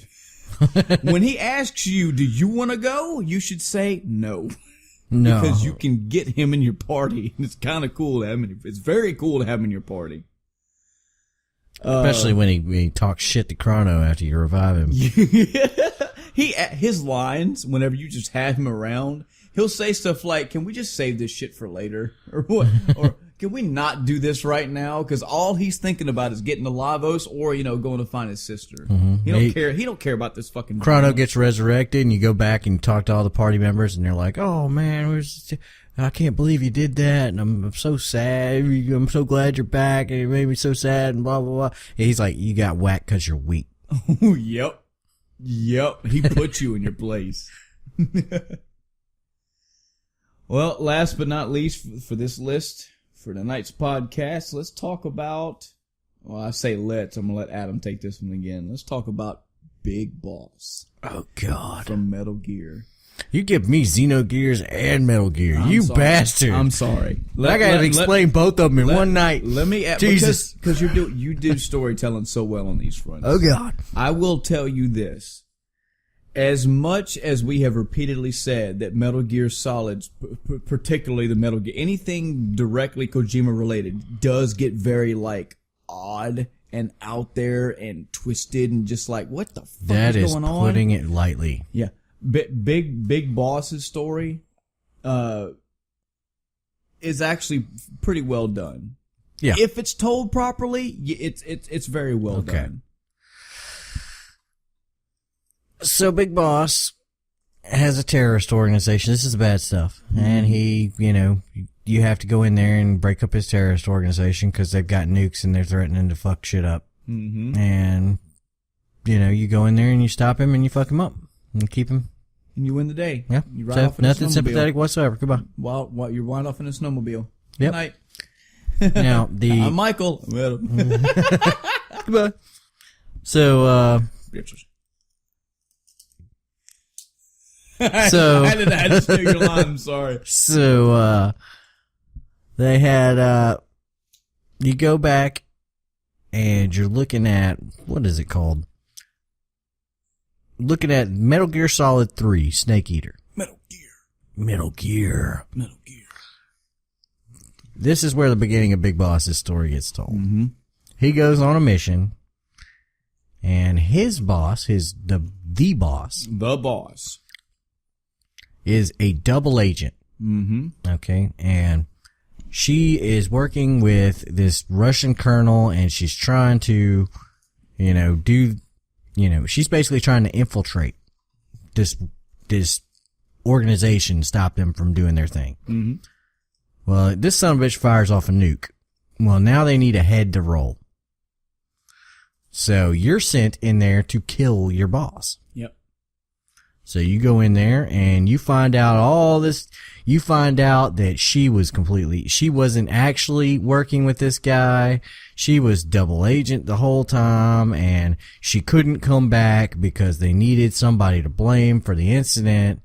And basically, you have to kill her to make this right. Yep.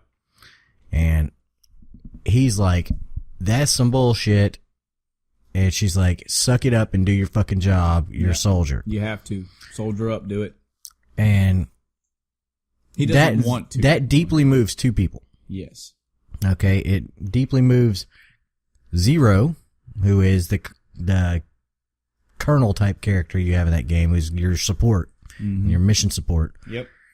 And it also deeply moves the, big boss. Yeah. Well, they take two different paths in life. One creates the Patriots. He takes the Philosopher's Legacy, which is a giant pile of money, and creates the Patriots. And the other tries to fucking stop him. Yep. And that's Big Boss. Big Boss's organization was entirely dedicated to A, providing a home for soldiers, and B, stopping their bullshit. Yep. So, as time went on, they became, more and more entrenched in each other, and they had just different philosophies on how what the will of the boss was going to be. Mm-hmm. They both wanted to create the boss's perfect world, but they both went in different ways of doing it. Yeah. And their fight drew a lot of extra people in. Mm-hmm. Fucked up a lot of lives. Oh, yeah. It doesn't actually conclude until Metal Gear Solid 4. Yeah, 4 is when it finally wraps up. It finally wraps 5 is just a prequel. Yeah, 5 is just Jesus. 5 is a prequel, which explains a lot. But so you find out that he was doing all this for the right purposes the entire time. Yep. He was just trying to make things as best you could, and you actually got to play both sides of the field because you play Solid Snake, the protagonist, quotation marks, of Metal Gear. But you're really fighting against the protagonist, which is Big Boss. Yep. So really, Solid Snake is the bad guy. So Solid Snake is his own dad. Solid Snake fucked his own self, which is his own dad. Himself. And became... With his dad's dick dad. And he cut his arm off and sewed it on to Liquid Snake, and he became Liquid Snake, who then got his arm cut off and turned into... He fucked his severed arm and then liquidated it inside his own severed arm. He became the big boss. And if you're driving right now, listen to this podcast. Hopefully you're not and dead. You hear that, and you give that look at your stereo like, what the fuck? That's what it's like playing Metal Gear Solid 2, 3, 4 onward. That is the easiest way to comprehend it. I'm sorry. I understand we're playing a video game. I understand that our suspension of disbelief has to be bent and skewed to play video games sometimes. I get that. There aren't Reapers out in the real world. There aren't fucking Goombas. I get that. But when you have this real serious Metal Gear plot, and it stops at a point where somebody got his arm cut off, but he took the severed arm of somebody else and basically stuck it on there. Well, they explain that. And it works. I can get the maybe you put the nanomachines and they link together, but also the soul of the person that no, you just didn't. You don't understand it. So no, you ready for me to tell? No, you want me to explain that to you? Sure. You want me to explain that to you? Metal Gear Solid. Who the fuck knows which one? Okay, yeah, that's basically the answer. All right, so. He gets his arm, Ocelot gets his arm cut off and replaces it with liquid. Okay, yes. Okay. And he says that the nanomachines are taking him over. And he acts like the nanomachines are taking him over. Yes. That was a ruse to fool the Patriots. I was being facetious. Yes, keep going. He was taking a combination of hypnosis and psychotherapy and all these other drugs and stuff like that. Mm-hmm. Well, it worked too good. Yeah. He actually made himself crazy. Yeah.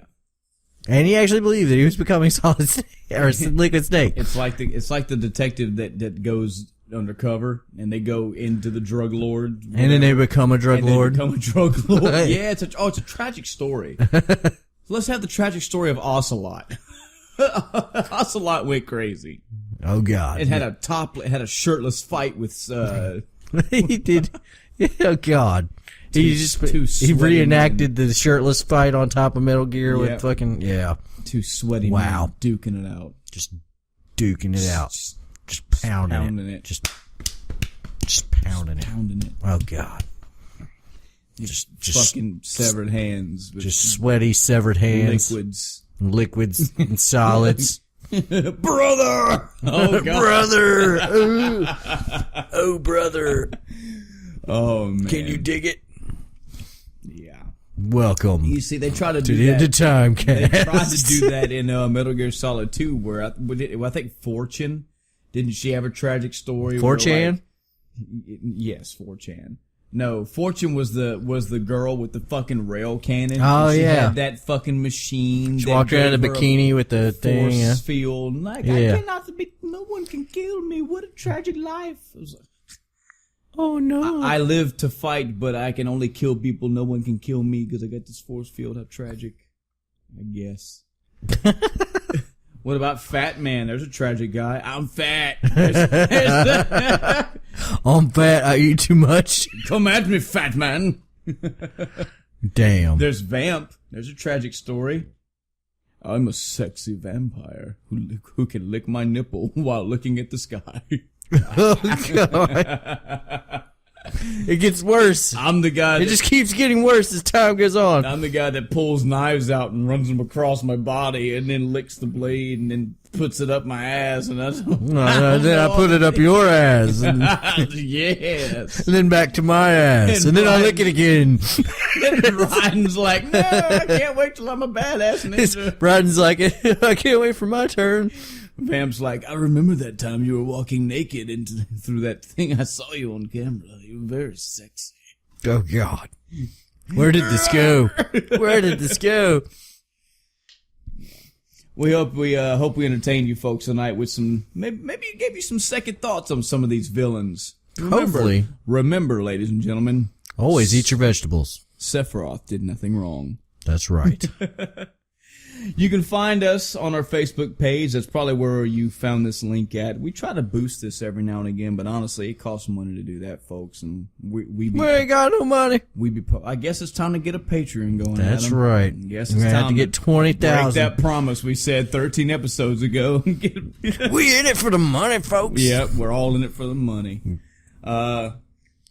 You can send us a message on the Facebook page. You can leave us a comment. Any questions you have for us. Tell us some villains that you consider sympathetic. If you plead the case, we will read it here on the podcast and we will debate it. Adam will probably harshly rebuke it. Adam will rudely and harshly debuke it. I'll debuke it. Debunk it. Yeah, tell us some sympathetic villains you have. I'm pretty sure there's some other ones out there we missed. We try to cover some good ones tonight. Some of the top tier ones. I mean, come on, we ranged all the way from fucking Sigma to Luca to the Reapers to Big Boss. You know, fucking Dr. Robotnik. That guy is so pissed off. It should be me. All the spotlight should be on me. Sonic. You can find us on Twitter. The End of Time Cast. Nobody's ever found us on Twitter. Nobody's tweeted us yet. Here's the thing. We have been retweeted. What? There has been people that have seen our twits and then have retweeted. Wow. But nobody's twitting me. I wish somebody would twit me. That'd be so nice. We still got that old school, man. We are so old now. It's like nobody uses email anymore for anything. Now, you remember what it used to be that everybody used email, but nobody used snail mail? Yep. Now it's nobody uses email anymore. They use instant messaging. Yep. Or they fucking don't. I still wanted to make that P.O. box for us sometime, but I mean, we haven't had anybody say anything about sending us stuff. So, if you guys decide you want to start sending us something, for a review or to play or to eat snacks or, whatever, we'll talk about it later, but Nobody Man. sends us an email so far, so we don't know. Nobody loves us. Yeah, that's end of time cast. Probably because you're all talking about vamps sticking knives up people's asses No, I'm and talking licking about it. fucking severed arms. Fucking severed arm. Reattaching to other men Shouldn't with fuck the liquids severed inside. arms. That's not what you do with the severed arm. That's what I do. That's what I would do too. End of I'm not gonna lie. timecast at gmail.com. That's end of timecast at gmail.com. No funny spelling needed. I think that's gonna do it for tonight, man. Oh man. You know, here's just some behind the curtains for everybody. Uh-oh. We had told you back at episode 10 we had the next 10 episodes planned out. We've only done one of those topics. We've like shat out these last two topics. This Just like, man, we'll do this. This is actually kind of genuinely how this podcast even got started. It was just me and Adam just bullshitting.